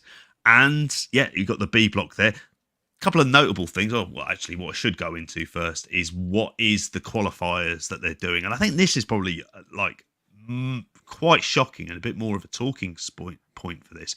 Is there's 6 people in what is basically a knockout round robin tournament to qualify from the A block. So the winner of Yoshihashi and Chase Owens is going to take on Tomohiro Ishii on one side of the A block qualifiers, while the winner of Callum Newman and Yujiro Takahashi takes on Kenta. And then, obviously, the winner of either side of those goes through to join the A block. And then the B block, and this has to be like still considered a bit of a shock to see it in this way, even if Tomohiro Ishii wasn't. You've got Toriyano versus Bolton Oleg, which I'm always convinced they're saying it the wrong way around, but that just could be me stereotyping his name. And the winner of that takes on Hiroshi Tanahashi, who isn't a lock to get into the G1, which I've got kind of very mixed feelings about. And then on the other side, TJP versus current MLW and MLW Tag Team Champion, as it was announced by New Japan, Satoshi Kojima. And the winner of that takes on Taichi. It used to be a stable in the G1, like him being in there as well. So that's the A block and the B block qualifiers. I think there's... Yeah, it's a really strange way of doing it. I don't hate them having qualifiers, like you said, though, JP. It's just, how many G1s, even if it's just from a work race point of view, but even kayfabe, Ishii's always there or thereabouts, isn't he? Like, and he's an all-time G1 performer. Oh, never mind that. Hiroshi Tanahashi is Hiroshi Tanahashi. Like, it's odd that they're the ones who are having to. There's no real, I don't see internal logic. Even, I guess you can explain Yano, but he's been gifted into these tournaments year on year as it is. So it's just a weird mix of people that it's like, oh, I get why, at this stage in his career, Kojima might have to qualify or TJP might have to qualify. And then there's other people where it's just like, hang on, why aren't you in the tournament? And then when you look at the tournament lineup overall, and you're listing fucking Jake Lee getting his way in, which just feels like again, a spot where if you were gonna do that, there were better options you have in there. And I suppose Evil versus Jake Lee is not the match that I'm necessarily looking forward to as far as this tournament goes. And there isn't a huge amount fresh in there, is there, that I'm massively excited for. At A block in general, I'll probably be skipping. Even the good matches feel like good matches I've seen before. Maybe the odd Shingo match I'm gonna stop on in JP, and then you go over to the B block and a little bit more interesting just through virtue of Konosuke Takeshita being there. No matter who he's in with, that'll be interesting. It's a bit like the Eddie Kingston spot, isn't it, from last year, where it's like, that dynamic will be interesting. I've not seen Takeshita mix up with a lot of these guys, but I kind of, as much as the A block's got a lot of matches in it that I feel like I've seen before, Takeshita against that list of guys is probably a touch more interesting to me than Takeshita against a lot of these B block guys. And Yuta Tsuji Takeshita is obviously the one that's caught a lot of people's eye from the opening days, and that's probably the one that's caught my eye from the B block. But outside of that, it's pretty slim pickings as far as stuff I'm necessarily excited for. That's the problem. There isn't enough of a freshness, particularly in that A block. It's a lot of stuff you've already seen. I also say as well, like I did see it being raised, why no John Moxley? And it's like, well, that's the who wins the Forbidden Door kind of question that's very much answered before we even get started on that. Couldn't have waited a week. No, couldn't have waited for that as well. No, exactly. And this is what we've got. And I think this is the thing about it. I like the idea of a qualifying. A lot of this stuff, in theory, I like the idea of qualifiers to get into the G1. We were calling for that even when it was in its heyday of like, actually, there's a little bit of interest you could have in some of the run-up shows where people are trying to qualify. I remember they used to do the C block thing back in the day. And it's just a throwaway storyline that kind of had something to it. The problem is here from a work rate perspective, what it is a lot of guys who are yet another year older, and you've seen them pretty much wrestle each other. So there's not a lot to be excited about from a work rate perspective, particularly like mentioning that A block. I will give you my thoughts though, guys. And with Benno Takeshita though, like big fan of Takeshi when I've seen him. And I don't know whether it has happened on AEW in versus Jeff Cobb, but that match just jumped out at me. I just want to see them two go at it, hitting all the power moves and stuff like that, JP. So we'll be checking some Takeshita matches out for sure. And that might shock you there, mate. I will. I do like him, Benno. Big fan of him, mate. I'll hold you to that. Big fan of him. We'll see. You were a big Ken fan back in the day as well, so I suppose it makes sense. Did you watch any of the Soul Show, JP? Move on from New Japan. I started to, mate, and then I was just like, I saw some of the match times, and I just went, no, Like, I didn't want to force myself through it, partly because I switched on and I saw the very end of Despy defeating Show in a steel cage match as well. But, like, it'd probably be the idea of watching David Finlay versus Sonada. I thought, I don't need to sit down and ever watch that, do I? I can imagine it in my head and I'd fall asleep. Sonada and Evil again, JP, continuing their feud, isn't it? Exactly, yeah, for this one in it. And Despy's got the title again, great. Like, and I'll if you want to know my thoughts on sort of Despy being the top guy in the juniors, like, listen to last week's show, because it's just like, it's good. We should have really been in this position a few years back, and he should be wrestling in the heavyweights by now. But there we go. It's still a New Japan that is kind of going through the motions, and like it's just going to be an interesting dynamic when it hits the kind of like the G1 and what's going to be happening in there. And I don't know, mate. Maybe what the G1 needed. Well, I was going to say, wouldn't the Jeff G1 Hardy? be a better place if Jeff Hardy was in there? Can you imagine if his brother was there, JP? A cinematic G1 with Matt Hardy. Just imagine that. Again, we're going to keep the TNA section brief because I do want to spend some time on WCW. I didn't watch Against All Odds this weekend. A couple of newsworthy things from it. Jeff Hardy, obviously, turning up being the main one. Apparently, he's not under contract, and neither's Matt. Is what we've learned. So yeah, apparently his AEW deal expired at midnight on June the 14th. But apparently the wheels were already in motion for him to return to TNA. I will never watch Matt Hardy versus Moose in a gimmicked Hardy Campar match or whatever the fuck it was they did over the weekend. And based on the reviews I've seen, there wasn't much else going on that show, unless you count Tatum Paxley, who I'm reliably told is a real person, turning up and being the answer to the question of who WWE going to send over to TNA after TNA sent their best. That's what you got against Jordan Grace, and it didn't feel like, from what I've seen, she lit up anybody's excitement with her appearance. Did you manage to catch any highlights from this, and any thoughts on the big Jeff Hardy appearance and the even bigger Tatum Paxley one?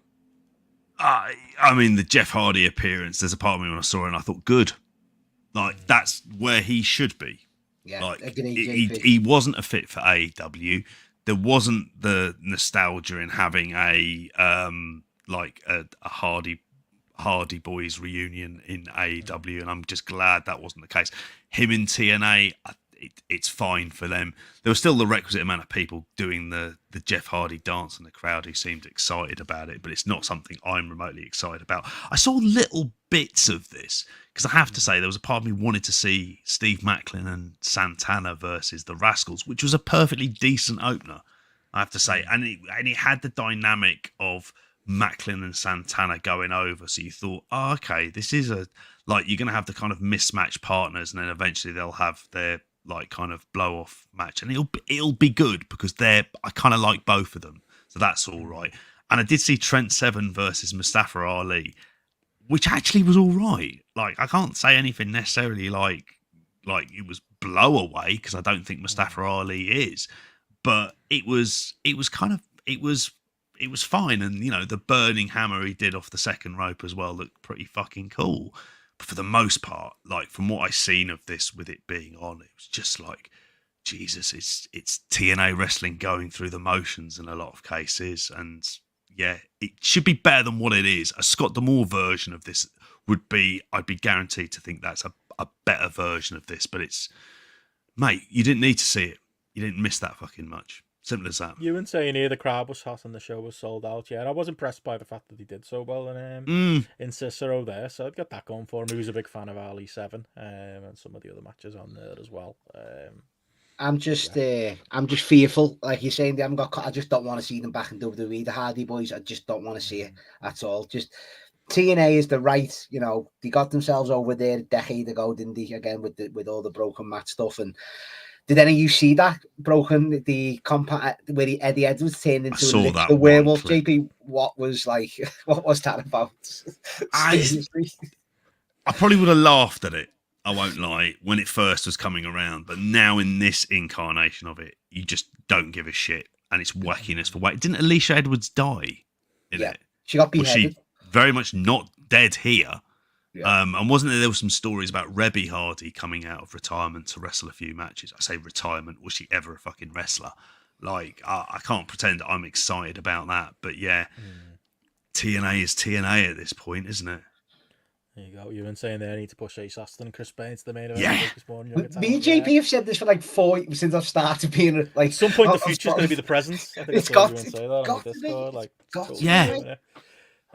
But yeah, maybe we'll give TNA a bit more time or another week. But yeah, I did want to save some time for us to do a bit of documentary corner. I did watch the Who Killed WCW episode 2 today. I didn't feel like I was as hyped for episode 2 as I was episode 1. Very, very much enjoyed episode 1, and then episode 2, first 10 minutes of it, I don't know, day after it aired, I wasn't really feeling it. Put it back on today, and I did overall enjoy the episode. I think it went a little bit too far for me on the Eric Bischoff stuff, which is funny because I'm an Eric Bischoff defender. I make the talking points a lot. I think people are so desperate to have a go at Eric Bischoff and his completely horrendous takes that he tends to have about modern wrestling today. Often takes that he's just saying to get YouTube hits, that I don't really necessarily think he believes, and tells stories that I don't think he necessarily actually remembers. All those things can be true, and you can say that without, pretending getting WCW to the point it was against, WWE was just easy, or was, he was just, as they were saying in this documentary, spending Ted Turner's money, so Eric Bischoff doesn't deserve any credit. Like, from where Eric Bischoff was when he took over in WCW, as this documentary kind of lays out, to where they were, yes, the documentary sugarcoats it a lot and is probably too flowery and too much in that direction. I do think, Eric Bischoff deserves a lot of credit. He just got a lot of credit in this documentary, and probably you could have done with some more counter for the negatives that exist, even if overall I think time hasn't been as kind to him as it should be. Enjoyed some of the talking heads, thought Kevin Nash was again, didn't cover himself in glory, but was entertaining to me. Goldberg, same thing. They managed to get him a little bit uncomfortable and a bit animated, talking about the Bret Hart stuff and all of that as well, which was obviously in the teaser. But in the end, they got me home to a very enjoyable episode of the documentary, JP. And obviously, we're going to be on into Russo era next week. But yeah, what did you make of it overall? And yeah, those particular talking points. I think I enjoyed this one more than I did the week before, and I think I'm in agreement with you with Eric Bischoff, because I think the thing is he is in many ways he's the central figure in all of this story. So you have to hear both sides of it, and when like he's at his best when he's talking about the machinations of dealing with, and obviously there is those elements of bias as well that come into the mix. But I thought it was kind of very interesting because we saw a version of it at home, because obviously it's interviewing Laurie Bischoff as well. So you're getting this idea of what is the effect of him when he's at home, and when he got sacked, what did he do? He just went out and went fishing. Just flew to what a Wyoming. photo that was! What a photo, mate! What a fucking house! Yeah. But I liked even the stock footage they pulled from like Nitros, where he's going to Turner or he's going to CNN and he's in the office. Yeah. Like they pulled a lot of good B-roll in this episode. They did, and there's a great bit of footage, wasn't it, about Brad Siegel kind of praising WCW as well into the mix, and that's on stage, isn't it? And it's on C-SPAN, which is basically like BBC Parliament but in the States. So it's just like complete Politico stuff all day. So it's like kind of a really interesting kind of dynamic hearing him talk about it in particular as well. But I thought this was like, it felt for me like, what is this episode? This is really like it's the Bret Hart and Goldberg episode along with this as well. So we've got like a lot of slagging of Bill, I thought, during this. I think Kevin Nash, I don't know, for me, as charismatic as he can be, you very clearly get an idea of who he is. And it's when Conan talks about this a lot, like about a lot of the people who didn't have Conan is like quietly brilliant on this, because he's very much like the voice of like reason. And this is a guy who was involved the voice in of the rest of the locker room. Yeah. So he was there, he saw it, and he understood the gripes of that undercard, And he says this, he goes, there's a lot, like he listened to a lot of people who didn't have the company's best interest at heart. And I would go as far as say, well, he didn't have the company's best interest at heart. When they were talking about the ATM, Eric, and all that stuff about there being an investigation into it that he never knew about as well. I was like, oh, bloody hell.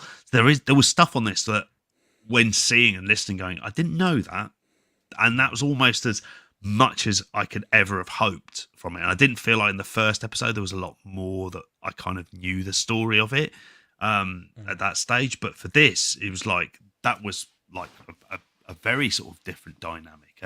But in the main, like I think the Goldberg stuff, it seemed very, very harsh because there was an element of like, well, he wasn't ready, and it's just like it's your job to get him ready for this type of stuff. It's your job to kind of book the matches in a way which kind of end up protecting him. And then we get the Bret Hart stuff as well. And I was just, Vicky was watching this bit with me, and I was like, yeah, he has about 4 matches after this. Like, this bloke. It is a problem, isn't it, with that narrative? It is. And I don't want to rehash what I said on the weekend show, but like, you know, and that's not having a go at Bret either. He was concussed. He didn't know better. But like, tell me how many concussions happened in wrestling that given week. You know, when Raw has got wrestlers swinging chairs back and forth, and ECW exists, and WCW exists, and Bret himself did hardcore matches in the weeks after. Like, it's a concussion. They're horrible, but like, I don't know if it's even when they slow down the footage, because I really watched it. When I watched the documentary, Bret does get his hand up. It's not that bad. It's not great, but it's not that bad. Like, it's not.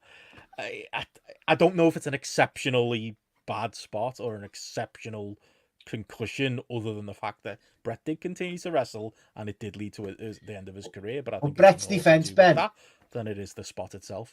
There's 2 more spots before that in the match, isn't he? Where he doesn't hold the leg on the figure 4 on the ring post, where he bangs the back of his head. He literally just forearms him as hard as he can before that. So that was like the end thing of the entire match, where he's just laying into his head because it's Goldberg. You know what I mean? So it's a counter, but I mean, it's an hard one. Can't tell me Bret had concussions before that either. It's very. I'm sympathetic to Bret. I understand why he's as angry as he is. I just don't necessarily understand it when fans kind of take up as cause on it, because I just think it's lacking in the context of the time they were in and the context of the lack of knowledge. Okay, he shouldn't be in there with Funk in the hardcore match. He shouldn't be taking power bombs off Nash and Sid. But just the prevalence of concussions and prevalence of spots like that. I mean, it's not doesn't cover Goldberg in glory, but I think it should be given full context. But it's always fun seeing Bret have a rant in it, Matty. But this show, like JP, this show shouldn't be as good as it is. It really shouldn't. It's 23 years later. We know we lived through it. Keep saying this. We lived through it. We've aired and read everything about it. It shouldn't be this good, but it's gripping. Honestly, I love sitting down the past 2 weeks and just immersing myself back in the time, and I love it, mate. I think it's really, really fucking good. There's The Rock with another tick in the box here, Benno. The Rock? I don't know what The Rock on this one. His idea it pops up and he's just constantly laughing and in a great mood in the middle of telling a great. He's so controlled, and I get why he's there, because it's his production company and that's what I mean. Star Power he can add to the documentary. And he gives the other side of it, doesn't he? Because that's obviously. I knew it, but it was like a reminder of, the finger poke of doom and the Foley thing were the same night. And if you were going to pinpoint a night where, things are there, the bloom would well and truly come off the rose, and to the WWE discussion and to the AEW discussion where the fan trust was gone, that's where it's gone. Because, again, as much as I'll defend Bischoff, where I think this episode lacked was like, well, all of this is happening under his watch, and it's almost been undersold so far in the documentary, other than like from a Conan, how important just that lack of that fan investment that was slipping away, that just care for the fans, that caring about their experience. And you see the old fucking cardies like Kevin Nash being like, whatever, it was an angle, it's wrestling. It's like your old lines, Matty, it's fake. I'm sure we're going to get a lot of that out of Russo next week. That lack of respect for the audience is really, in real time. We lived through it, didn't we, JP? That's what happened. Everyone realised there was no reason to give a fuck about this promotion, and that night was a perfect night to, you couldn't write it, how perfectly badly that went for WCW, especially doing obviously the finger poke of doom into just directing people to go and watch Foley. At least Bischoff could admit that, what a horrendous call that was, and I'm sure that was shown in the quarter hours even at the time. And I think the thing is as well, with the benefit of hindsight, and this is sometimes the strength of the show, is you've got people with that element of distance and time. But there's still a lot of reflective defending of kind of the indefensible without seeing the bigger picture, which is basically panic mode. They were just, again, they very quickly went into that wrestling problem of what we need something to work, so we're just going to do shit. And a lot of that shit just gets wackier and they overthink it. And the finger poke of doom is an example of that. Because like you say, it's just like the kind of ignorance for their audience that's in place. But if you haven't seen... hard enough for me either, like the negative of like Nash go, because you know the hit on Nash going over Goldberg is like a big negative, obviously, and you know Nash gives the line of, you know, the money's in the chase, to which go, well, when? Because I feel like the special years were Hogan on top and Austin on top. I'm not sure if that's a thing people say, but I'm not sure it's an excuse for taking the belt off Goldberg and what you're doing. But it was the 1-2 of doing that and then also not dropping the belt, and you know that the payoff to that being just handing the belt over to Hogan. You know, I think that should probably be cornered there a little bit more on those little things. I also felt like they were missing a little bit some of the context of why WWF was doing so good at the time, and obviously they touch on the Foley thing and Rock, and you know they're doing adults and we're not, but just say the letters ECW, you know, say like, you know, mention that. It's a bit like, you know, Zane Breslov not getting mentioned. It's like, I mean, you just reference it at least, you know. I mean, like that's a big part of the story if you don't want to spend an episode putting over what ECW was. There's a couple of little missing bits for me in this episode, as much as I enjoyed it. Yeah, I think although that you mentioned it is a very good line when Kevin Nash says, like, they had Jenna Jameson, we had a guy join the NWO and it's Dusty Rhodes. Yeah. And it's like, that's a hell of a leap, isn't it? From Jenna Jameson to Dusty Rhodes. Like, that's how that works, God knows. But I always think with this, like, the strength of this show is the talking heads. And I thought in particular, Bill Goldberg, I was just kind of loving here because there was an element of relaxation about him at this stage, because he's had the cathartic good run at the end, towards the end of his career, and that's like there's a lot of like, it's like this worked even though it shouldn't have, and even though most weeks we're just thinking this could be dreadful, but he's had that big WWE run that's worked, and therefore he feels like a lot more of a relaxed character to be kind of talking about it. But I always think like it's like when people say about, oh, he couldn't work and Regal didn't want to work with him, and I think our response was always Regal's job was to get him to work. Like, what the fuck is this about? Like, he should be holding his prejudice at the door and going, this guy's green, I need to get him over. And a lot of the times for this, like, there's it's that self-serving attitude. And Kevin Nash is the example of it, as much as we love him. You're saying that about Goldberg, and it ties into Jay Cargill stuff we don't know earlier. Not everyone's got to be the same. Not every wrestler's got to wrestle the same like they do these days. Let someone stand out like Jay Goldberg. Who cares? You know what I mean? If all right, he's not the best actual wrestlers, it makes them stand out, doesn't it? You know, not everyone's got to be the same. You looking forward to the Russo one, Matty? I am, but I know he's going to take some absolute fucker, because I've already seen the clip of Goldberg. He blames Russo for killing WCW. What did you see him kicking up? Yeah, for turning him heel, wasn't it? That's what it was, for turning him against like obviously Bill's charity work and stuff with the kids and that, which he's very proud of, and rightfully so. And he hates that more than anything, doesn't he? So it will be interesting to see what else gets said this week before we get to obviously the last one with the last footage we want to see from the last Nitro, which really looking forward to that. Yeah. But yeah, all in all, I'm with you, JP. Enjoy the talking heads overall. Like you said, Matty, enjoying it despite myself, despite the circumstances matter. So yeah, if anyone has a screener for episodes 3 and 4, send them over.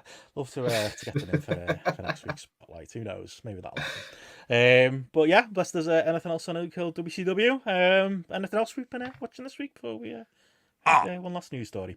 A couple of things. One good, one bad. So where do you want me to start first? The good or the bad? The bad, JP. You always start with the bad. Well, actually, do you know what? There is, I would just say, a bit of a shining light. But I mean, I watched the last 2 matches on Triplemania, Tijuana in this case, which, I mean, the urns were there as well, but there was no lad stood beside Marcella for this one. And they did it towards the end of the show. It was a bit weird on there. I watched the 6-man tag, which had the Wagners. So not only Dr. Wagner Jr., but El Hijo, who's just been the GHC champion, and Galeno Del Mal, who, if you remember from Mania Week, an absolute fucking unit who can go. And they beat Braza de Oro, Negro Casas, and Psycho Clown. And I just thought to myself, can we just see the Wagners take over? That should be the force here. He's not looking as good as he had done previously, bless him. But I thought this was fine, which the main event wasn't. There, for this, the main event was very much the Jeff Jarrett show, and he wasn't wrestling in it. It was look at these teams. I mean, you said it on the weekend show. Fucking hell, Parker Boudreaux, who's shit. QT Marshall, who's him and Sam Adonis are doing exactly the same gimmick, which feels like a gimmick that Jeff Jarrett has just finished doing, and he was also there. So it's just it's the same gimmick, just done by different people, which all of it is. I don't like Mexico. Why do you work there then? You don't have to. You're not being forced to. And Satnam Singh, who he's not great, and he's not ever going to get great. And this idea of what I want him to be, which could make me laugh, it's never happening. He did a shit big boot because they were up against a surprisingly jacked Alberto Del Patron. And I'm going to stick my neck out here and say he was wearing a t-shirt at the last Triplemania. Here, he looked like he was just cut to fuck. And I thought, yeah, you've done that with yourself, prayers and vitamins. I'm sure he was all over those. And it's him and two of the Psycho Circus, not the good one, not Psycho Clown. It was Dave the Clown and Murder Clown as well. And Ian, Canadian Ian. I've seen it, JP. I've seen the clip. He is Canadian Destroyer. I've seen the Canadian Destroyer. It's so fucking bad. So fucking bad. He has no business being anywhere near the ring. And even him losing here to a bad Satnam Singh big boot, he's barely lift his leg up, and he's just collapsed in front of a very darkened crowd for this. Just shit. But I swear to you, it feels like these shows don't change for AAA. We don't need. If you told me this was the card for the first one, it'd be easy to believe that. There's no real differences at all in there. It just exists. AAA. Which I was then going to come to what I thought was a good thing. And my match of the week, by actually quite some distance, was the main event of Noah's, what was the name of the show for this? It was Grand Ship 2024 in Yokohama. They always have something like this. Sunny Voyage, I think was the latest bit of shows. Not in front of a great crowd, I have to say. It was quite small, but it had good Noah production values. But it was Kaito Kiyomiya and Gabe Kidd, who I think is fucking great. Flaws and all. He came out here, he was slagging off the fans. I don't know if you saw the clip of him turning up at Kurikan before by going, my God, there's no one here. It's just absolutely fucking empty, just slagging it off and praising New Japan. So immediately he got the backup of the Noah fans as well. They had a proper bloody brawl as well, and they smashed about the place, throwing all fucking chairs about. So, and this is the thing that Gabriel Kidd does, is he's basically young Bruiser Brody is what he's going for. He's just a fucking wild man who's going to do crazy shit, but at the same time, he's good enough in ring and he's athletic enough to have a proper wrestling match. But in terms of Kaito Kiyomiya, I thought he was great here, and he looked like a proper main eventer, and he was put over as well in there at the same time, and he felt like the ace of Noah.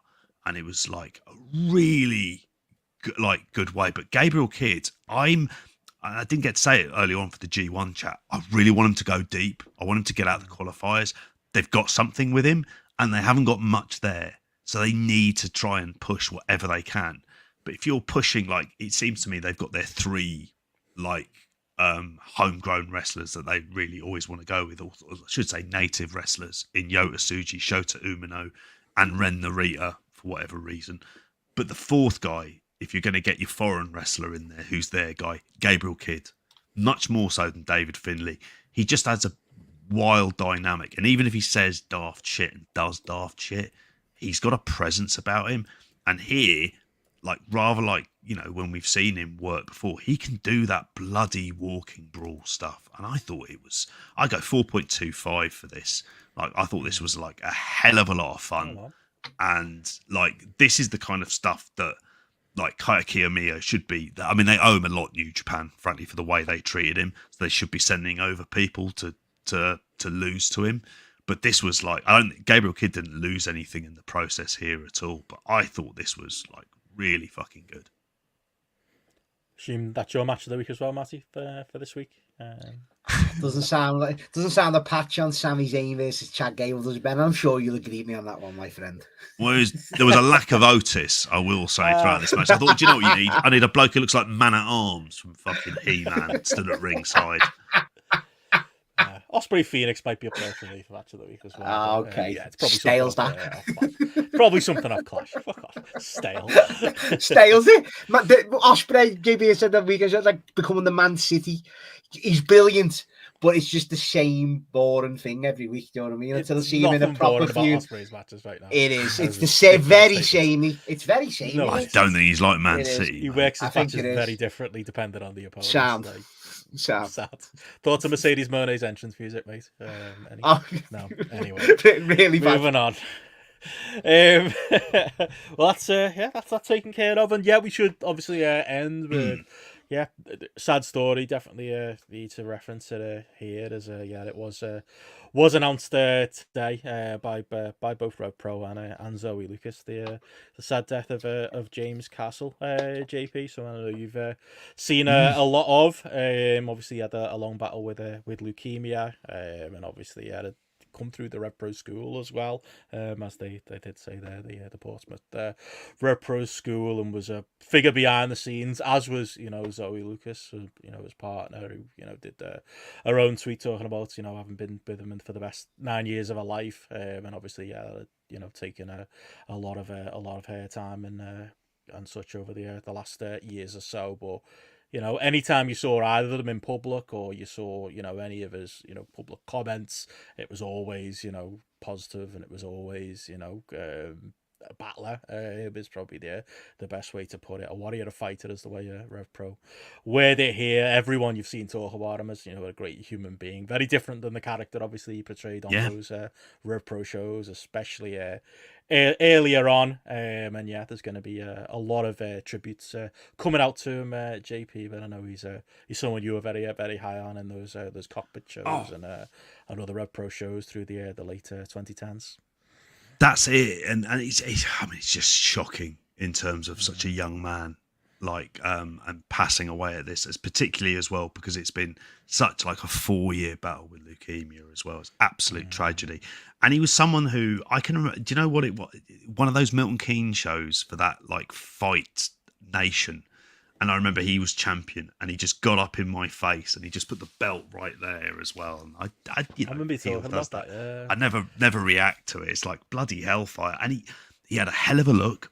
He got better in ring. You watched him grow, particularly on the cockpit shows, and he was there as like a kind of and it felt like he was really getting somewhere. And then he got the Joe was higher the team with Shaw, wasn't he? Yeah, it was. It was like, okay, this is a good use of him. This is like you're getting the most out of him at this point. You're getting him working with Shaw, and he always looked the part. Like he had a really good look for him, clearly defined look, and he was one of those guys. He was like a proper Rev Pro guy, and he was. I don't know if you remember that. Obviously, when he had his diagnosis, some of the stuff he was doing like backstage, say actually in front of camera, was co-commentary on a lot of the COVID shows during for Rev Pro, when they were running those, because he knew the stories as well. And I always thought he was a good colour commentator. I always thought he had a good kind of a good even tone to him as well. And I thought, okay, for him, it really was. It's just a shame he couldn't carry on with it, but it's incredibly tragic. And I know that Zoe Lucas has got some of his merchandise, because he was looking to getting into personal training and whatnot. So if you do want to help and support, if you go to Zoe Lucas's link tree, you see there's a link to her merchandise, and that has a link to some of the James Castle stuff as well. So if you do want to help and support in a kind of direct way, I would recommend you do that. But incredible. Really tragic. Really, obviously, feel for Zoe Lucas and all of his friends and family, and Rev Pro as well. Which I think coming on the obviously we've not that long ago since Mad Kurt has passed away, and what absolute tragedy that was as well. These are young men, and it's deeply sad. And I just feel for everyone connected with the company. Same, and obviously our heart goes out to our friends in and around Rev Pro, especially Zoe Lucas. Like obviously Steph worked those pandemic Rev Pro shows, and I had nothing but gigantically great things about Zoe, and obviously James Castle himself as well. And just your heart goes to too young for him, and too young for someone like Zoe to have to be deal with this grief and put such a brave public face on it all, and to do that good work like you say of keeping his name out there. And obviously if anybody can support, please do, and there's plenty of ways you can do that too. So just awful thing, and there's not much more you can say than that. But obviously someone who really stood out in the British scene during those years. So definitely had to be mentioned. And past that, there's much else to cover this week. Obviously I'm sure there'll be more tributes coming in, and I'm sure Rev Pro will do him proud in the upcoming shows. But anything else to reference, JP? Anything else? No other news has come through the wire while we've been on air? Not that I can see on here that there isn't some massive 2 million people watched. Old school spot like this. Long intro, almost 3 hour runtime. We're back. It's like it's 2021. We never went away, baby. In there as well. What is the Impact drew over 90,000 in there? Rampage above 330,000. So let's start popping the corks. Although Matty, crisis time, SmackDown below 2 million. And for detailed breakdowns plus a whistle, if you want that, go to the midweek news dump, where I'll talk about these numbers. Can we make excuses, JP, that every other TV show in history was on at the same time? That's why it's a low rating. Can we go there? You mean context? Yeah, that would be okay. Cool. Yeah. Well, there's context that it was on a different time, or can we accept that? Is that a proper one? No, it's context that SmackDown is not the same percentage that Dynamite was last week, but right. We'll leave that out. No, but it was on at a different time, wasn't it? Was it not? It was really, because it was in Scotland, wasn't it? SmackDown. So no, it was on a different time over here. It wasn't over there. Oh, wasn't it? No. I don't know, mate. You sound like those people defending City against those 115 charges. No, it just should be on its own, JP, and get all the fans then, won't it? You know what I mean? Everyone watching it and all that. Yeah. Anyway, we agreed a lot earlier tonight. Can't end on that, Ferro. Can't end on us agreeing. No, we can't have that.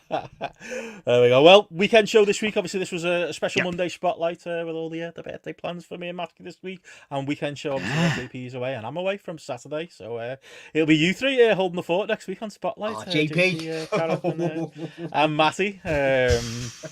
Keep them in line, and I could be talking to either of you.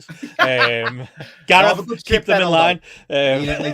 Have a good birthday. It's my birthday in 3 minutes. It's officially, I'm 38 in 3 minutes. Lads. Anything you want to do for your last 3 minutes of your 38th, mate? 37, sorry. No, just no. Just have a good trip, though. Have a good birthday, mate. Have a good trip. And don't worry, we'll hold the fort with you, JP.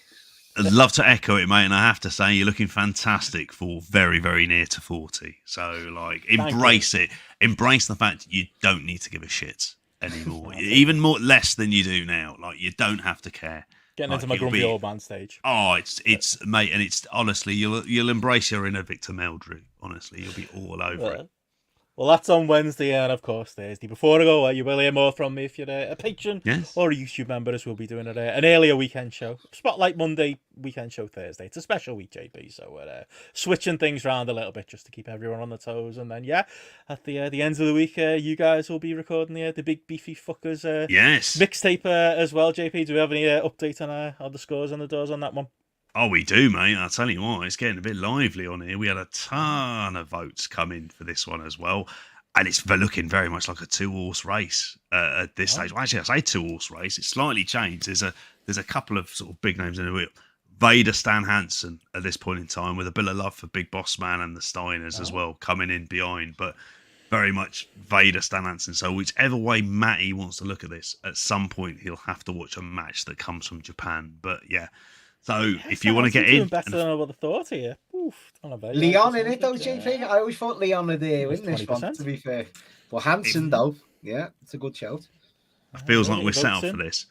Yeah. Where's the Road Warriors, love? No, not many votes for them either. Quite low in. So if you're a big fan, get your votes in. Got a little bit of time still, but yeah, I'll be excitedly listening to that on a flight somewhere or on a bus somewhere while I'm away. So yeah, looking forward to hearing it myself. But yeah, thank you patrons as always. Thank you live patrons for sticking with us through the night. Thank you to Conor O'Loughlin, Eddie Sideburns, Chris Platt, and Ewan Cameron as our Kings of the Mountain. And yeah, we will catch you all again on the weekend show. Bye. Ta-ra. Good night, all.